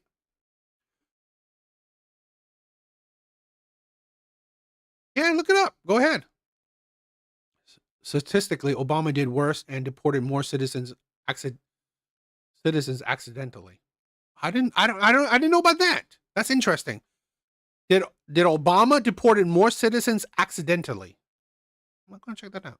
The only parallel I know of, because they've become the same. It is, and Trump has crystallized the absoluteness of the different camps, and there is no mixing, and there is no moral compromise. I mean, as soon as someone picks up my novel, and let's say a progressive picks up my novel and detects that the book is not perfectly supportive of mass immigration, I become the evil author. I mean, it's just, that's it. Yeah. So why is it that that's become the case? Why is it that this is so emotive? Why is it that this is a profound moral sin to be anti-migration? Keep in mind, there are people on the left now who are losing their lives in the name of defending immigrants, or rather illegal immigrants. They're not just defending migration. They are defending illegal immigrants, criminals, because it's so important to them. Of course, referring to Rene Good and Alex Pretty. That's right. So how do we get to this place? Well, immigration in the modern era, in the the woke era, has always been in the mix. And I guess first of all, it does connect with race. It connects with income inequality, another left-wing cause. Oh, that's terrible, right? This is like, I really wish that people would, if they're not a political figure, or if their content isn't about politics, or some of their content isn't about politics, they should keep out, right? I find that terrible, right? Like the actors, like, shut up, right? The actors that are talking about American politics, just shut up, right? Just stick to what you're doing, because to be honest, you don't know nothing, okay? You don't know nothing, okay? So you're better off not looking like a stupid idiot.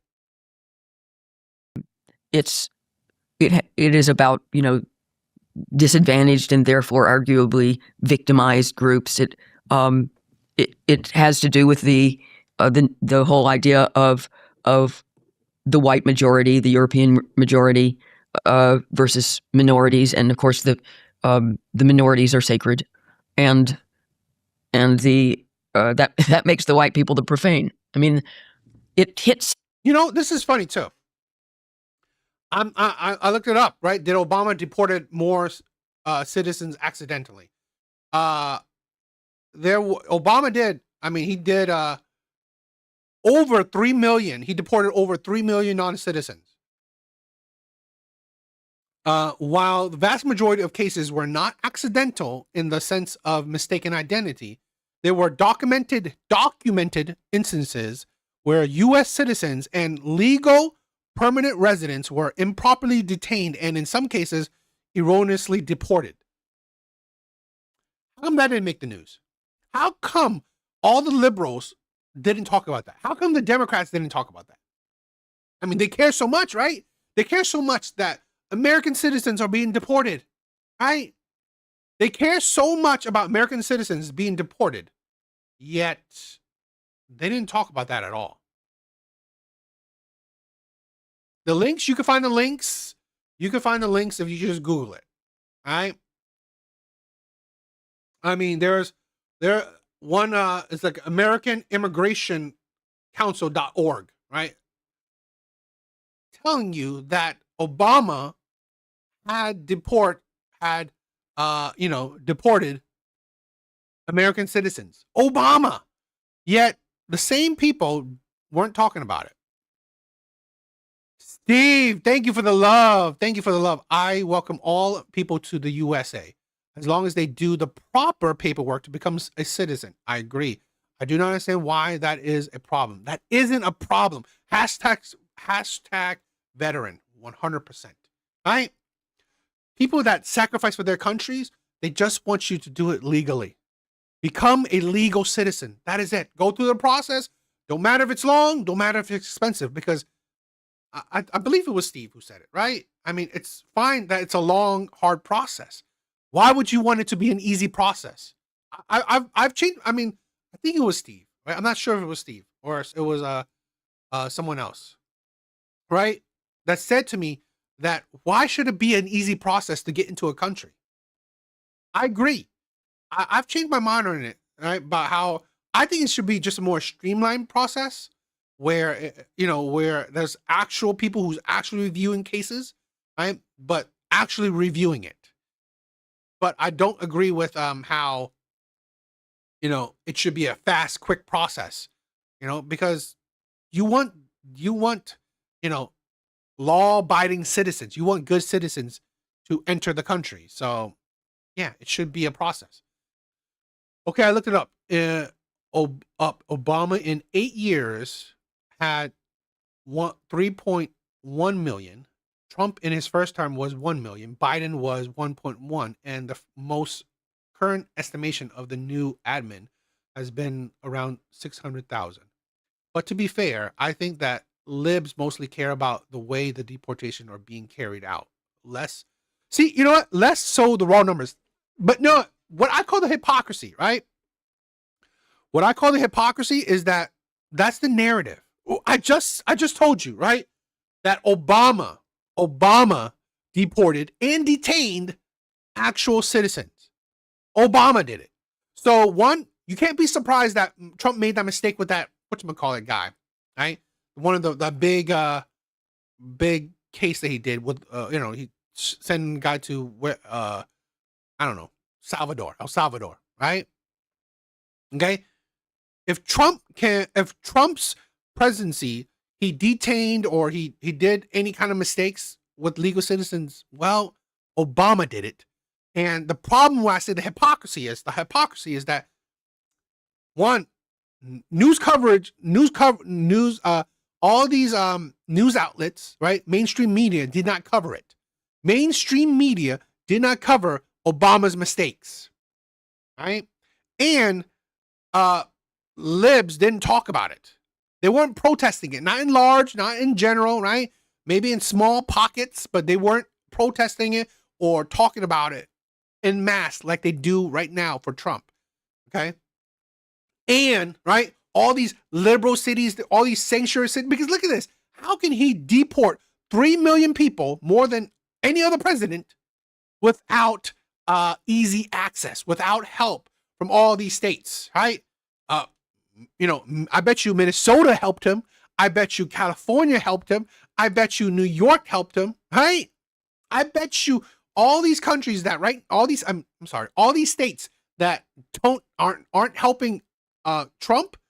I bet you they were helping Obama when he was president. That's the hypocrisy. And for the record, Obama administration admitted to falsely deporting around 70 citizens in 8 years and did apologize for it, but it was due to political errors at specific ICE offices, not policy. Okay, but I'm more saying that I didn't see no news coverage on it. Right? Maybe this is the problem where I believe the mainstream media is very left oriented. I didn't see any news coverage, or I didn't see any big news coverage on it. I didn't see, you know, TikTokers, YouTubers, all these people talking about it. So I'm more saying how social media, how media works. Okay. I didn't see outrage protests. Right? I didn't see outrage protests for when Obama did it, and has still refused to take any blame on the matter. But it was Trump has already had 170 proven cases of U.S. citizens being detained and put in process for deportation in 1 year. I don't believe he. I mean, for me, it's not like, to be honest, right? If you say that, but it's due to clinical errors for, you know, for Obama, when there were states that were helping him, right? Helping facilitate it. No one is helping Trump. None of these states are helping Trump. So I wouldn't be surprised that he makes some mistakes.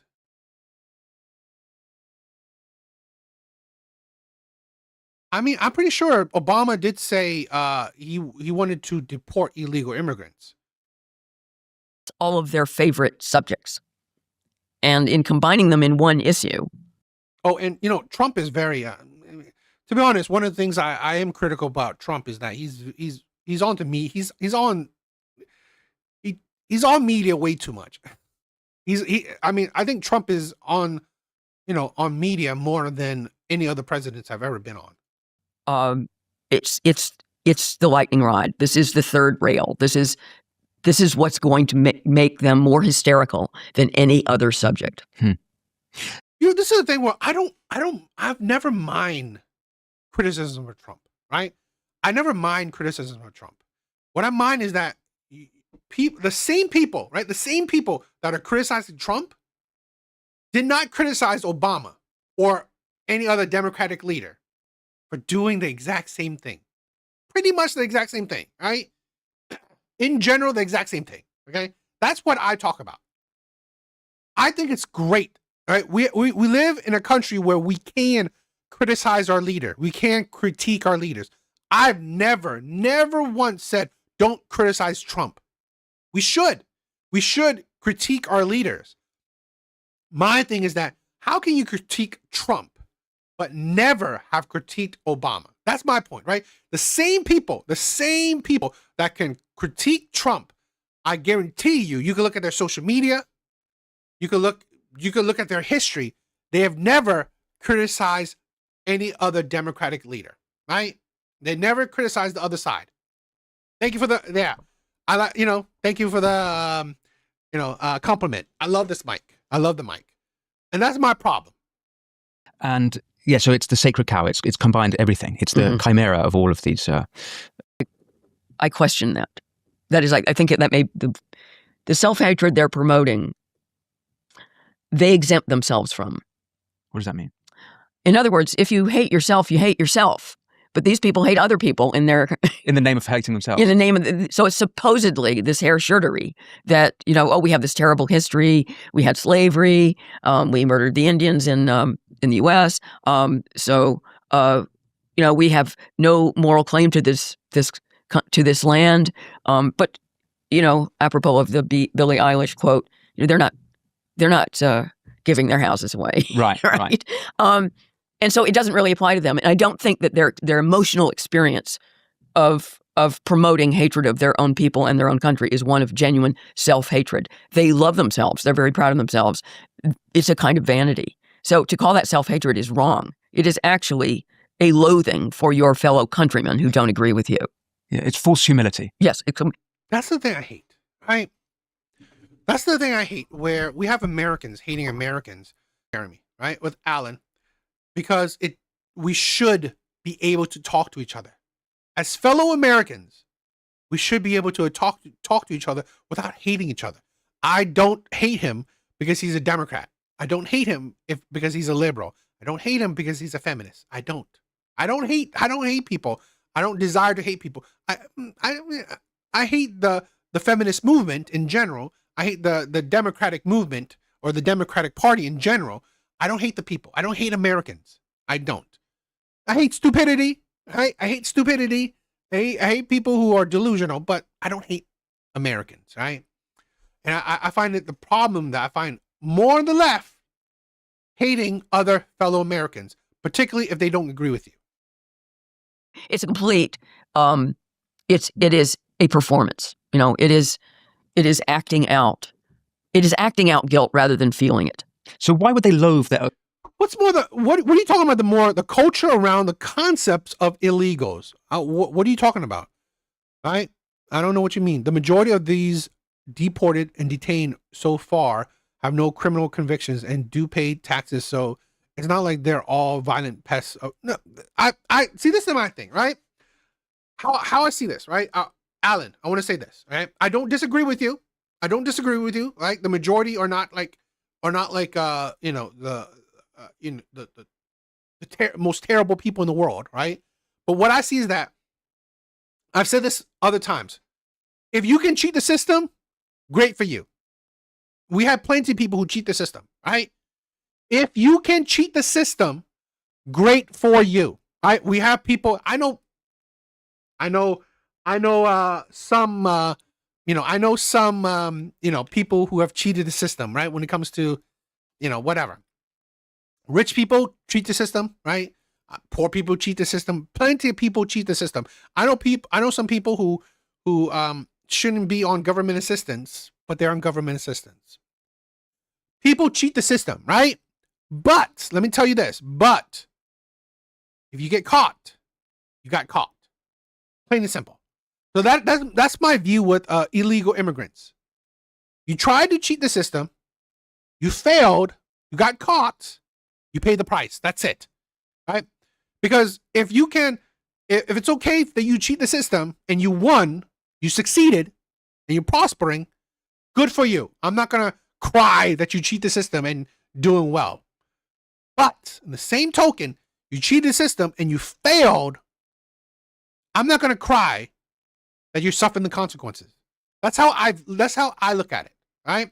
I see that, okay, well, you cheated the system, you failed at it, you get caught, you pay prices. Plain and simple, right? I like someone who, I don't know, won, you won. You lost, you lost. As adults, consequences is everywhere, right? I hate the commie leftists selling out our countries to invaders and scorning their own people for rejecting 100%. I swear to God, and that's my problem. I don't know about you, Alan, right?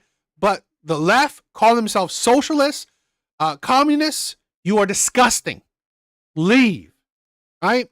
Leave, right? There are plenty of socialist or communist countries. Try to illegally immigrate there, right? Try to illegally immigrate there because you're disgusting. Fellow countrymen. Because they don't have these pure moral values, and they don't go through the theatrics of caring more about people who are disadvantaged than they do about themselves and their own group. I think the whole thing is emotionally very convoluted because all this talk of shame, these people don't act as if they're experiencing shame. The emotions they exude, if you look at these ICE protests, if we're going to be contemporary about it, do you see them like, yeah, sorry, I feel so terrible. Please don't look at me. You get any of that? No, actually, if you feel shame, you stay home. Yeah. Right? If you feel contrition, you stay quiet. You stay home. Yeah. You're basically going to crawl under the bed. Yeah. You do not want to be seen, and you hide. That's what real guilt feels like. Agreed. As long as the consequences come with a warrant and a rigid legal proceed. Yo, Alan, right? I don't know if you saw one of my recent shorts, right? I did a recent short. So let's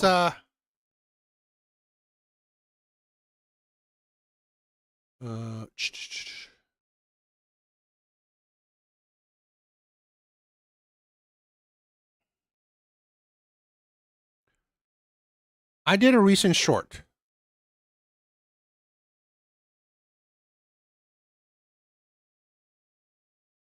For the people who say that there's no due process, right? I don't think it's out yet. Okay, the short isn't out yet. I did the short didn't come out yet. Well, I will do, for the people who said that there's no due process for illegal immigrants, there is. There is a law that Bill Clinton signed into law, right? That there is due process for illegal immigrations, for the illegal immigrants. It's just a short due process. It's very short. It's a whole lot shorter, right? That's what Trump is using for his due process. So that is why you can see that people are quickly being deported or whatever. Trump is doing it legally, right? It is within our laws, signed and supported by Democrats, right? Signed and supported by Democrats when Bill Clinton signed it in, right? I forgot what the law was called, right? It's the immigration law, okay? What Trump is using. So there is a due process, right? I don't know how rigid it is, but it's a shortened due process. And the Democrats signed it into law. So, which doesn't seem to be happening all that much in some raids. To be honest, I believe all these raids had their due process. I believe there were warrants in some cases. I believe that judges signed off on them. No, it's all good. I don't mind. We should do another debate soon. It could be fun. Specifically on your whole. Okay. We would. You know what? We'll do that, right? Democrats hate America. I'm down for that.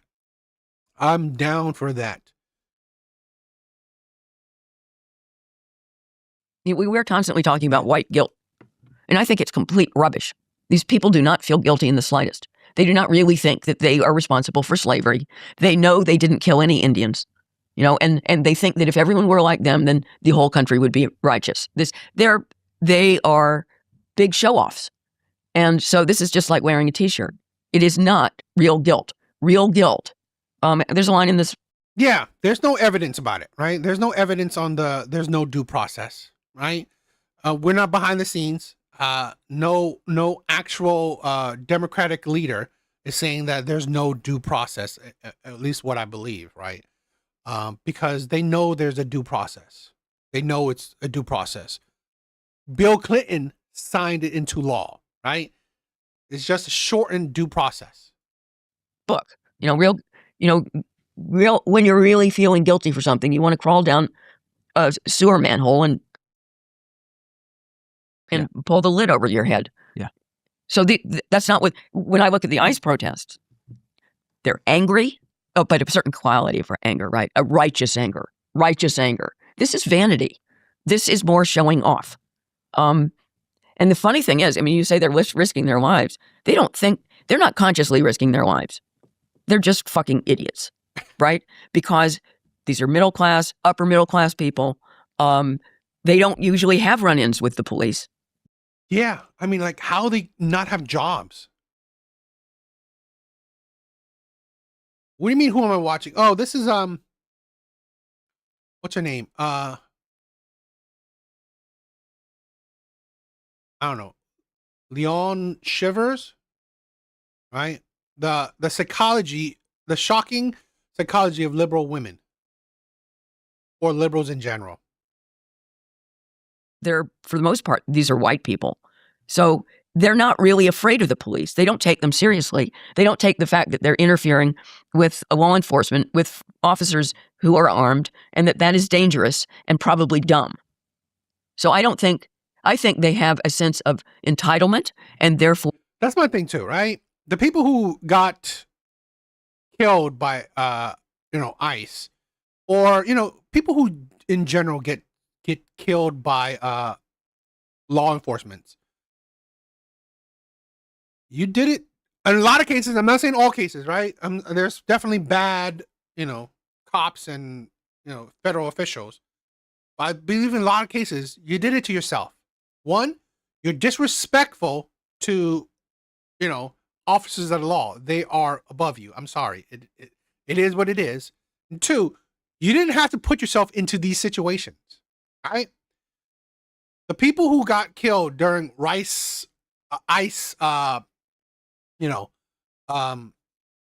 proceedings, you didn't have to be there.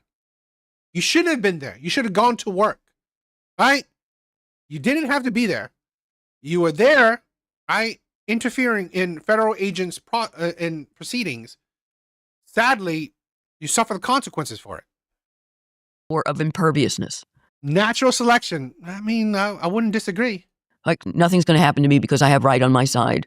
I don't sense that these people are experimenting with civil disobedience in 100%. The left loves sympathizing with criminals. 100%.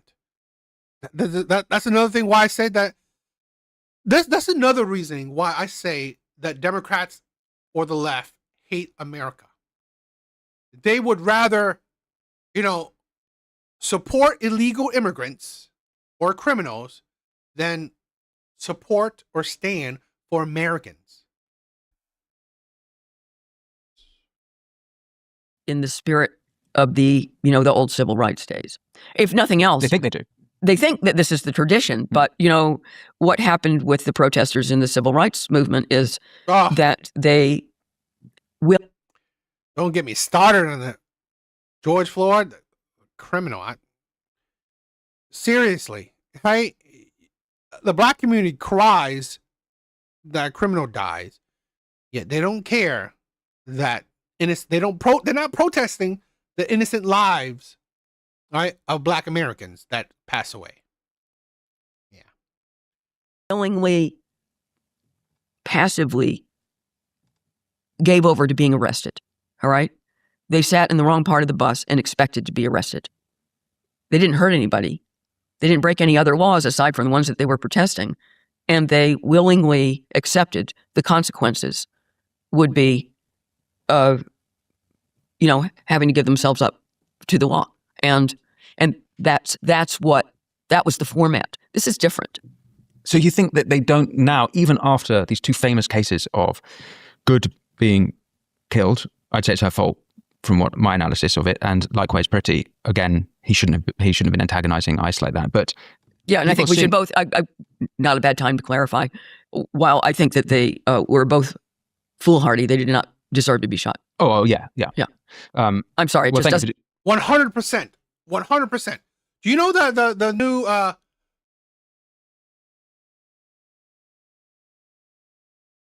what is it? The government wouldn't pass, right?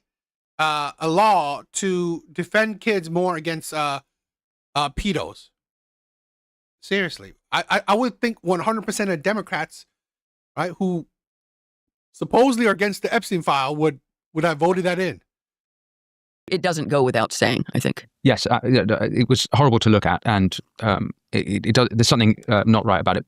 Nevertheless, it is the case that had they not been antagonizing ICE like they were, it would never have happened. They put themselves in a stupid situation. And also, the emotions that I'm talking about, and this is, as much as anything, that's my business. Right.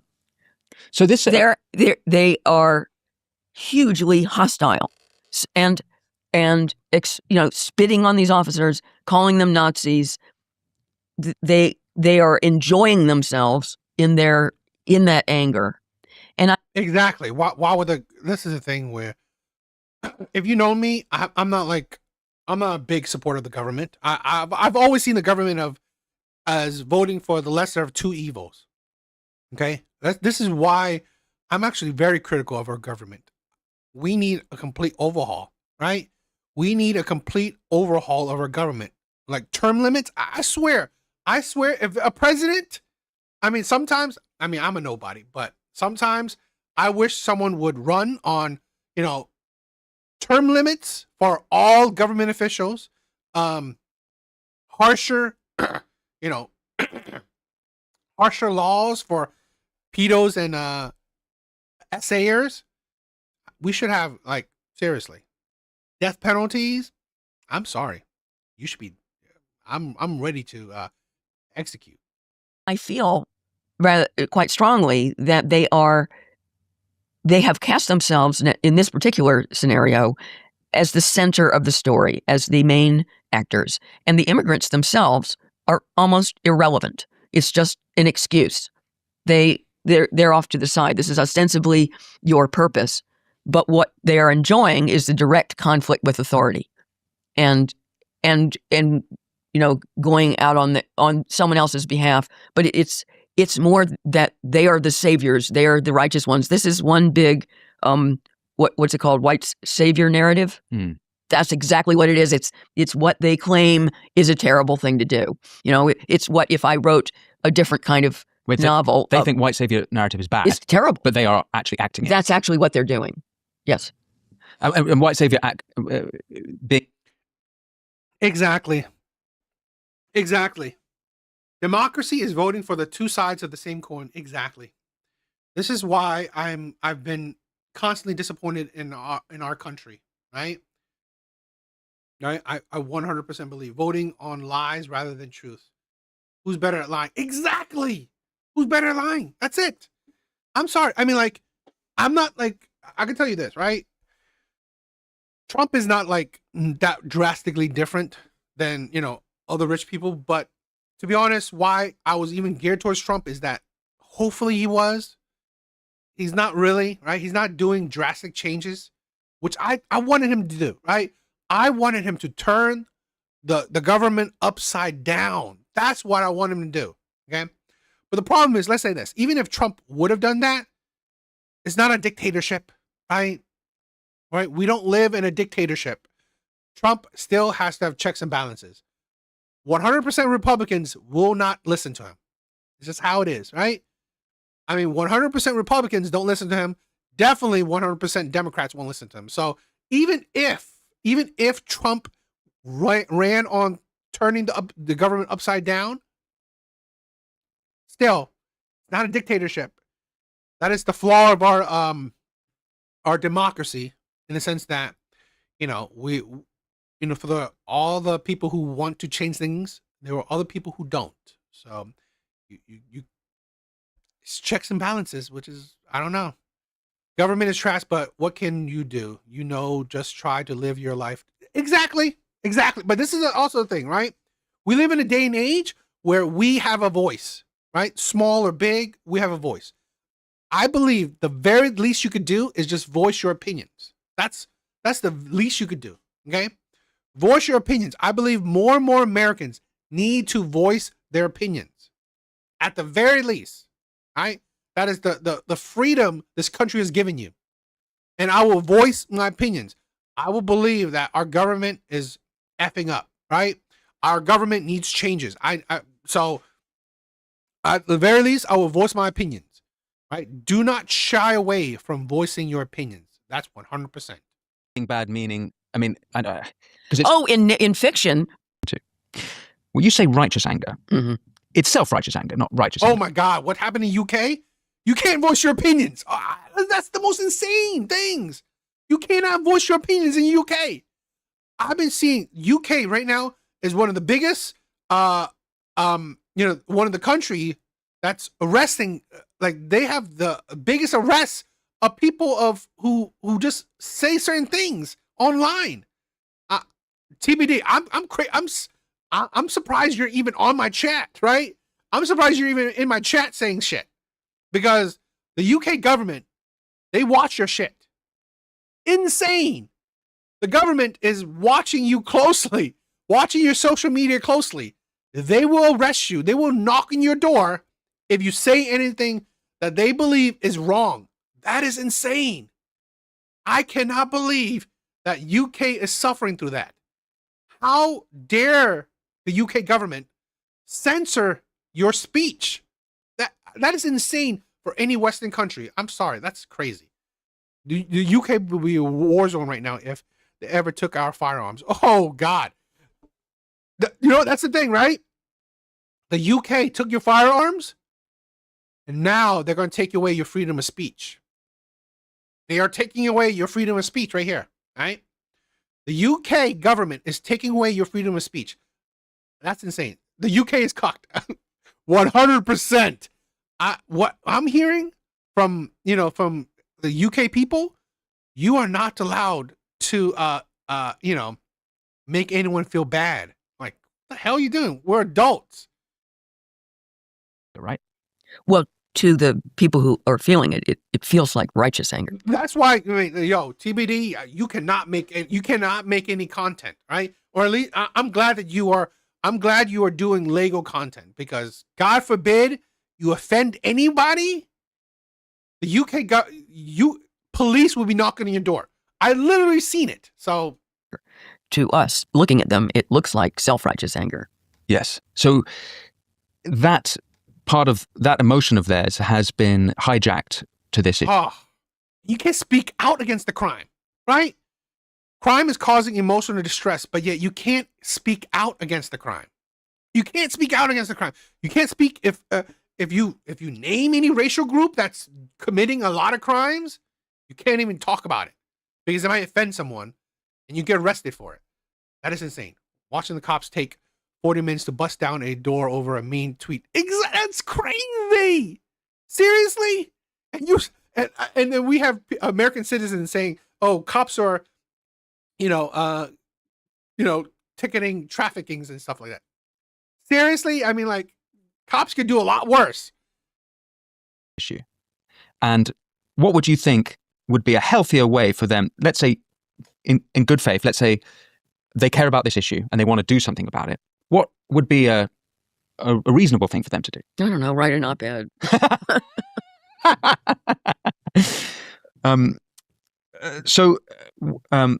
How much do you think this comes down? What you've been describing is sort of narcissism, basically, writ large. Yes. How profound? Well observed. How? I would say this, right? If you are vocal about anything, talk about it, and vote, right? I'm sorry, it is, or, either vote or run, right? Run for positions. You are a nobody, right? You are a nobody to go and trying to, stop the government from doing its job. Don't be ridiculous. I have zero respect for officers here. I avoid them unless they have horses. I love horses. Yo, I lived in the UK, right? Leicester. I lived in Leicestershire. I lived in Leicestershire for years. Okay. Well, I had a girlfriend there, baby mom there. So I lived in Leicestershire for years. I love horses too. Horses are cool. So I'm always surprised how police officers don't care, right? Police officers don't care. I've had quite a few times where my girlfriend at the time saying that certain people were trying to rob her house, right? Trying to rob her house. And I said, okay, why don't you take a knife to them? And she told me she can't do that or she will be arrested. Are you kidding me? Defending yourself and you'll be defending yourself in your own home and you will be arrested. Police are useless, right? She said that like police officers take like hours to get to your place, but yet you can't even defend yourself in your own home. Insane. Oh yeah, I mean, like she ruined my life. That UK woman ruined my life. Oh my God, women here too, man. I swear their voices are mine 13th reason. I need to move to a better place. There's some cutie voices in other parts. Leave, my brother. I swear, I'm telling you this. That Leicestershire woman ruined my life. She destroyed me. Right? She destroyed my life. So I'm not crazy about the UK. Deep is this? I think of Jonathan Haidt and in The Righteous Mind. He talks about the moral foundations theory and the sort of split between progressives and conservatives. And progressives tend, or liberals, I think he used that word rather, tend to over-index and sort of harm protection, and conservatives more on loyalty, group-based. I'm just trying to get to where's the deepest we can go to find the sort of the emotional dividing line here. And I don't know if maybe we've gone as deep as we can, but I wonder if you had any insight there. Well, definitely this part I think is genuine, that on the left, they don't really believe in their countries. Yeah. They don't derive any sense of meaning from their nationality, except in the negative. And a lot of the progressive world is negative. It's all against. But in a positive sense, there is nothing. The only positive is in the joy of organizing this self-hatred, this fake self-hatred. They're TBD. I definitely promote you to move. I definitely promote you to travel. At the very least, travel. Now, if you could get citizenship, I'll support. Mad support to you. Right? Can't wait to see you over here. But definitely travel the world, my brother. Travel the world. It will open your eyes. That you'll get certain perspectives. There's a hole where the pride should be. And I don't think that can be a basis for a successful culture. And I don't think it's really at the basis psychologically for a successful self. These people are often miserable. And in fact, the left tends to poll as, especially on the female side, as much more unhappy than the rest of the country. And I really think it has to do with this sense of void at the center of the ideology. We talk about how the woke thing has become a religion, but it definitely doesn't provide a kind of spiritual sustenance that traditional religion did. There's something missing at the center of this ideology that just eats people up. Yeah, I definitely want to come back to the male-female divide there. But this whole is interesting because the inverse, maybe, if you looked at like Nazi Germany, it would be that nationalism has filled the hole of God, and that the nation state and a pure nation state was the motivation behind everything. And what you're describing here is this sort of anti-nation state has filled. Yes. So it's like it's a black hole inversion of. Oh, really? My American fiance ruined everything for me. I don't understand women. Literally, without me, she would be alone forever. Not even my words. Bro, I don't know. Get an Asian woman. I just got a girlfriend. She loves me to death. So I love it, right? So I think Western women are ruined. In my opinion, I think Western women are just. I'm done. I'm done with Western women. So, my brothers, I'll say travel the world. Travel the world. Get your passport and travel the world. And then you will learn that there are different varieties of women out there. Bro, get an Asian woman. I'm sorry. F it. Stop with the Western women. They're too. Western women are just honestly just. There's a reason. There's a reason why Western women are marrying late and having very little kids. There's a reason, right? Because they're terrible. I'm sorry. It's because they're terrible women. There's a reason why Western women are getting married late, or if at all. Having kids, having very little kids, if at all. They are terrible women. I'm sorry, they are. Travel the world, find other women. Wild beasts are easier to understand than women. Yo, exactly. Wild beasts are easier to tame than women. Women are just honestly impossible to handle, or just annoying. Quite Nazism, but it's sort of it is. I mean, I do think this comes back to the Second World War, and we've explored this a lot on the show. And Karl Popper, and I've seen any number of those episodes actually. So if you think I'm wrong, do challenge me on that. But it seems to me that's where the anti-nation state seems to occur. It's curious. Yes, and that's why we started idolizing these international organizations. Yes. So I am much in concurrence with your reading of that. I find it strange that happened in America because it was American nationalism that defeated Nazism, or it was the American nation state, obviously with its allies in Britain, Russia, and around the world. But I can understand why the Germans would have had that reaction, understandable, but it doesn't make sense why the American spirit would have taken a knock. Do you have any insight into that? Well, I mean, this is bigger than we're going to get into, but obviously it has to do with the growth of the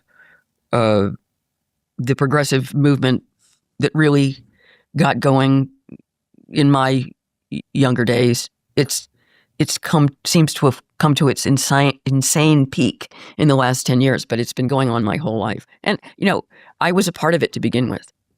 You were part of the problem. Oh yes, I was a part of How the so? problem. Oh no, when I was a teenager, yeah, I No way. Are you kidding me? Is she? Yo. Anyway, now she's a PDF now. Oh my God, that can't be true. But I love to say love no matter what, but I never applied when she said it back. Insane. She is? I don't want to. Yo, this is what I'm saying. This is what I'm saying. Like, women are no better than men. Get off of your high horse. Women are no better than men. That's disgusting. A woman that's doing that, you can't even get a man your own age. Dating is so easy for women. Insane. I wore beads and I went to anti-Vietnam protests. Actually, that was the one point in which I think I was probably sound. It was a crummy war, and it was a waste of American resources. And let's face it, we lost. So yeah, and my older brother was in line for the draft, so I felt that I had a dog in this fight. Although I don't think that metaphor is very kind to him. But you know, I grew up on the left. My parents were liberal Democrats. So when was your Damascene moment? When did you turn? I don't think it was a single moment, but I didn't really start questioning my political. Yeah, it wasn't a single moment for me, right? It wasn't a single moment for me. It was a bunch of cascading moments, right? A bunch of dominoes, right? The Bernie Sanders, right? The Bernie Sanders was the beginning of it, right? The Bernie Sanders point was the beginning, but then, you know, just more and more things started happening. That's my change. Bringing until I was in my early 30s. I moved to Northern Ireland, and that man, she destroyed me. Even to this day, it's weird because she was perfect, but as it ended, the way she treated me, everyone told me she was manipulating me. Like, she'll say I was being too close. You know, bro, we're brothers. We're brothers. I understand it, right? My UK ex, baby mom, she destroyed me. I can't see my kids, right? I'm telling you this, right? When she broke up with me, right? All the shit she did to me, I was on the verge of ending it. I was on the verge of ending it, okay? That was the moment I wanted to end it, okay? And like I said, YouTube saved my life. You guys, right? You guys saved my life. Creating the content, going live, doing all this saved my life. Because I was so depressed, extremely depressed. I loved her a lot, right? I felt like she was perfect for me, right? I felt like her personality was perfect for me. But she destroyed me. So my brothers, it's not an easy thing, right?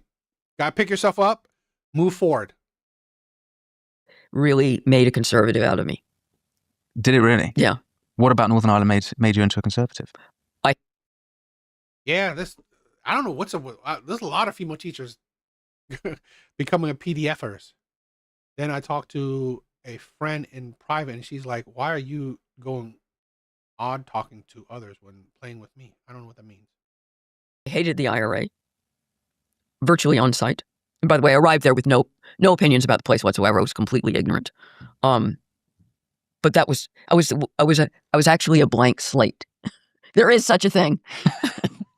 And I just found the IRA, the people in it, their rhetoric, and not to mention what they were doing, completely repulsive and unjustifiable. What the terrible injustice that they were fighting was comparatively trivial, considering what they were willing to do to press their cause. And in the main, the discrimination against Catholics by the time I arrived in 1987 had been, if anything, overcompensated for, and yet they weren't giving it up. So why did that make you a conservative rather than, let's say, a unionist? Partly because Democrats in the U.S. were often very pro-IRA. It was considered a liberation movement. And so I thought, well, that's just morally off. Right. Right. I have the same response to the Democratic response to October 7th. It's morally off. Sorry, this does not compute. Why are you backing this? Why can't you see that this is disgusting? Yeah. And that's my thing. Why? Like, I don't know why Democrats are now backing illegal immigrants. I don't know why Democrats are, I mean, keep on pushing racism. Yeah. So that helped a separation. And I also, on a completely different issue, fell out with my father on Clinton's welfare reforms. Because my father was in... Bro, I found one. I'm sorry. I found one, right? You said it's hard to find a woman that just is okay with sitting and cuddling all day, wearing what I think is cute on her. I found one. My brother, become a passport bro. Become a passport bro, right? I'm sorry. It might be, shitting on Western women, but yeah, feminism is the death of Western women, right? Become a passport bro. Just F it. Don't deal with Western women anymore. I'm sorry. I'm done with dealing with Western women. I have a girlfriend, and I love her. So I'm done with that. Indignant over Clinton's welfare reforms. Clinton was trying to really cut the welfare rolls. Texting her is abuse, bro. If I text my partner a ton, how is that abuse? That's an ad. You gotta post that in the community chat, right? You could make posts in our community chat, I believe, right? I would love to see that. I would love to see that ad, right? Show me that ad. I gotta see. And get people back to work. And I thought that was great. And my father threatened to never give another dime to the Democratic Party again. And I thought, this doesn't make sense. This is ultimately condescending, because my father was a workaholic, and he took great pride in his professional achievements. Why would you wish worklessness for other people? And why do you think he did? What was his thinking? How did he got to that place? Well, it's the politics of pity. I don't think that's I did not think that was well thought through. And if he really felt compassion for people on the welfare rolls, he'd want them off the welfare rolls. That is not a dignified existence. It is not a rich existence. It's emotionally impoverished, as well as keeping you at a certain level of financial poverty. So you want to create incentives to go the other way? Yeah. Can I ask about the male-female divide on this? Okay, I want to. This is an hour-long video. I wanted to cut it off there. The politics. They're going to talk about female and male dynamics. You found it? I would love to see it, because that's insane. If you could post it, you could post it, right? Post it on if you could post it on Discord, or I don't know if you could post it. I think you could post it on.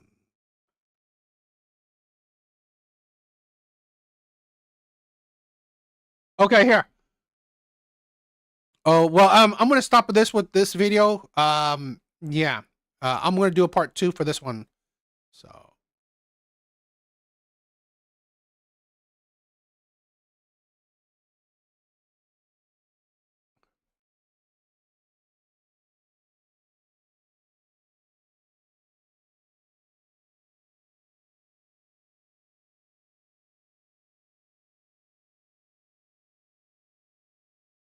If you want, right, TBD, I have a community chat tab right here.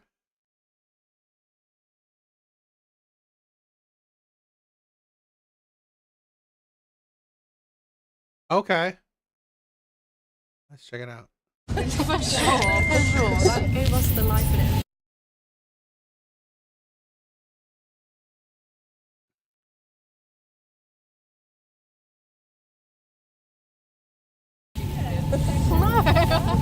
Love you. Bye.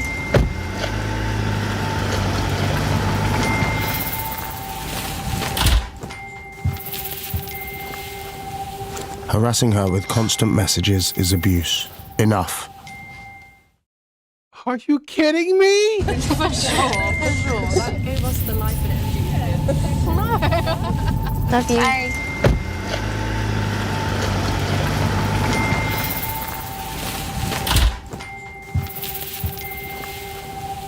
Harassing her with constant messages is abuse. Yo, the UK is effed. The UK is effed up. That is insane. Oh my God. The UK's after. I'm sorry. I think the UK's done. The UK's done. You don't even have the, like, literally didn't even say what the man texted, right? Can't even tell you what the man texts. It's just constant messages is abuse. Constant messages is abuse. UK is done. I'm sorry. I think the UK is done. That is insane. That is the most insane ad you could do. Yes, what the F? It's like, how's that sane? So texting your partner, right? Or I believe is your partner, right? Is now abuse?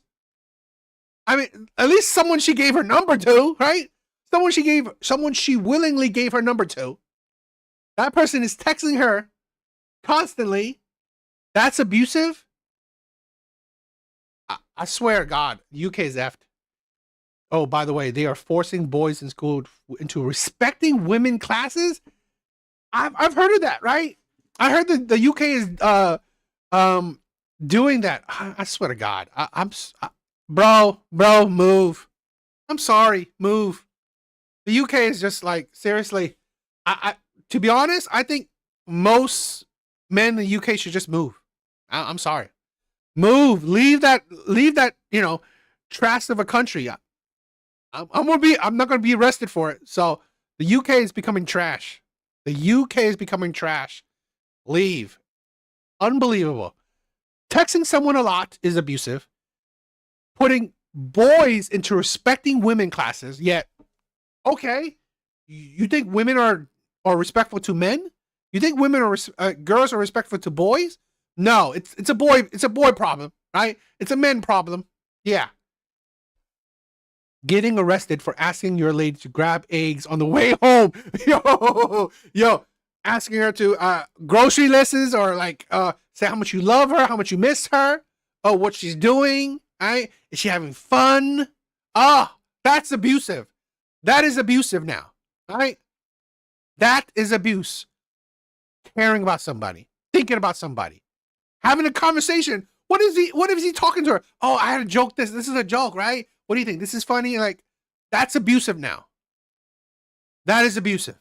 Not because, he may be saying something abusive to her. Just plainly texting a lot is abusive. The UK is effed. If you weren't sexist before, we are. I mean, like, seriously, how could you not? What is this demonizing? This ad is demonizing men. Right? This ad is demonizing men.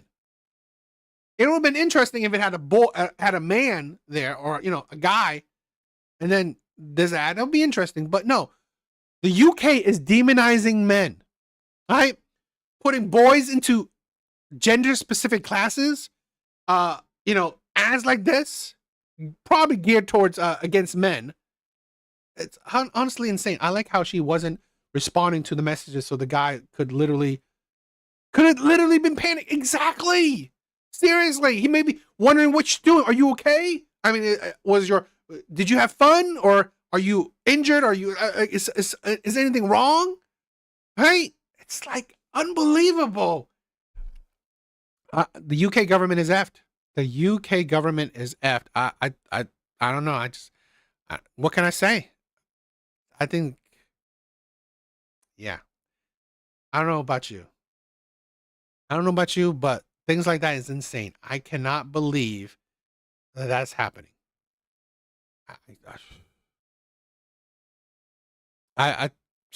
This is the thing, right?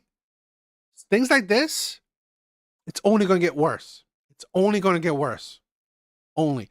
You take away freedom of speech, right? You care about, constantly like how people feel, right?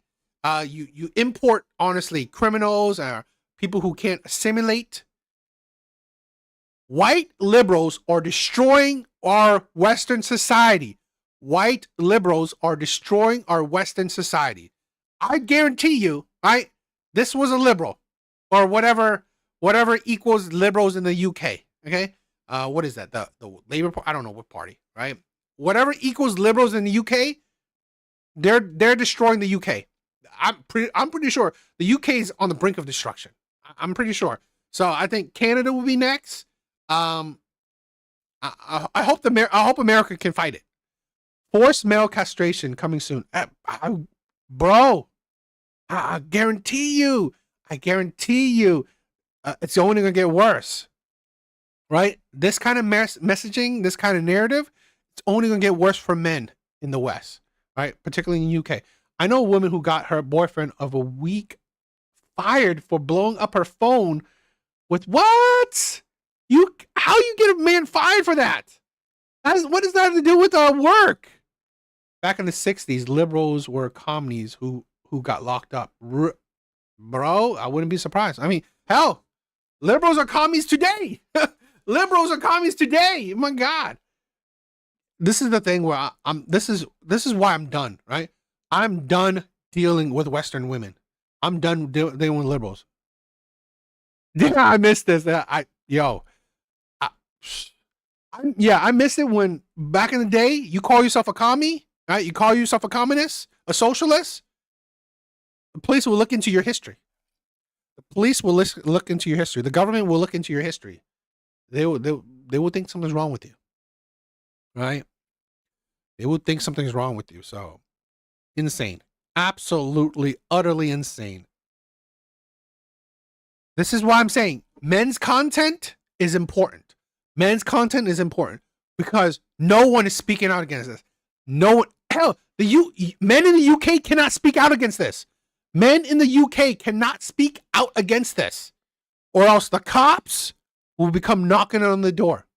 Men, this is to be honest, I don't think I've seen any big, male-oriented UK content creators, right? I believe that there isn't any big male-oriented UK content creators because you can't be. You can't be a male-oriented content creator or else the police will come knocking on your door. So this is the point. We have to stick together and speak out against this. My UK brothers are suffering. We're talking out against this. It is factual that communism destroys countries. It's what Germany fought against. It's what the West in the 60s did. Exactly. I mean, like, in my honest opinion, communism, socialism, it's a push for dictatorship, right? I honestly believe it is a push for dictatorship. I don't support Israel. This one, like, well, get me charged with anti-Semitism.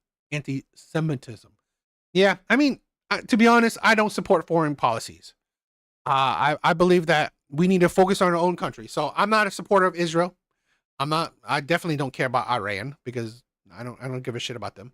I don't care about Palestine. I don't care about that shit. I care about my own country. I care about my brothers, right? Now, I do care about my brothers suffering in other countries, right? It was a company phone and company phone. Okay, goes with delivery truck. Company phone. Okay, goes with delivery truck of the day.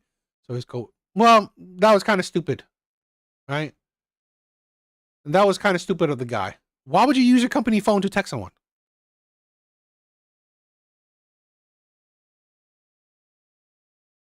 Yeah, that was stupid of the guy. Why would you use your company phone to text someone? I don't think that was smart. So, yeah, don't be stupid, right? Don't be stupid.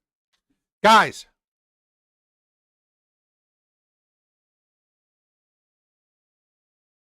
All right, that's it for tonight. That is it for tonight.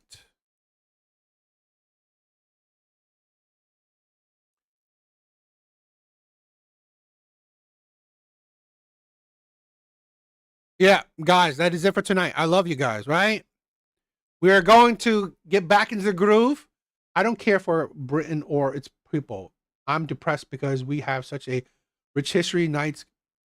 Yo, I mean, like, I think Britain is going backwards.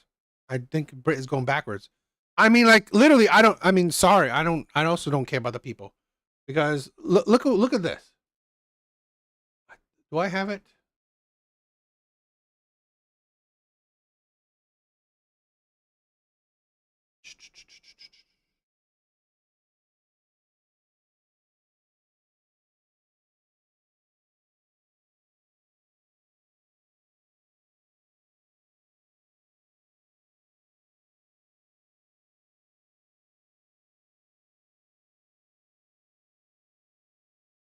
Yeah, maybe I'll do it next time. I'll show it next time.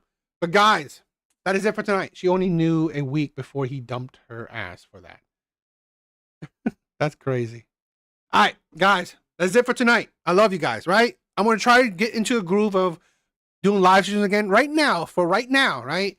I have a live stream Monday, Wednesdays, and Saturdays, right? For right now, I have a live stream Monday, Wednesdays, and Saturdays. I'm going to try to do more live streams as time goes on because I'm loving it. I miss you guys. So, but yes, stay tuned for the next live stream.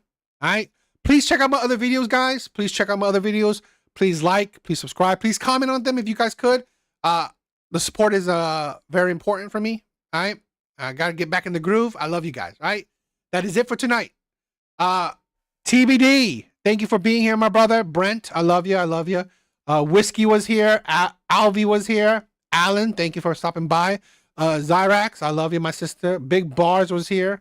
You guys are amazing. I love you guys. Love ya. Can't wait to see you like again. Was it Wednesday? Yes, Wednesday's the call-in show, right? Wednesdays you can call in. You don't have to cam up. You just mic up. We could just talk. We could debate. We could have a conversation. We could just talk, right? Laughing Man, thank you for being here.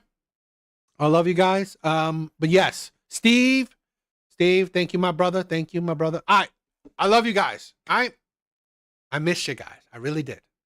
You guys are something you guys are friends I really missed. So I'm glad I'm back. We're back to doing lives, my brothers. You guys are amazing. Yes.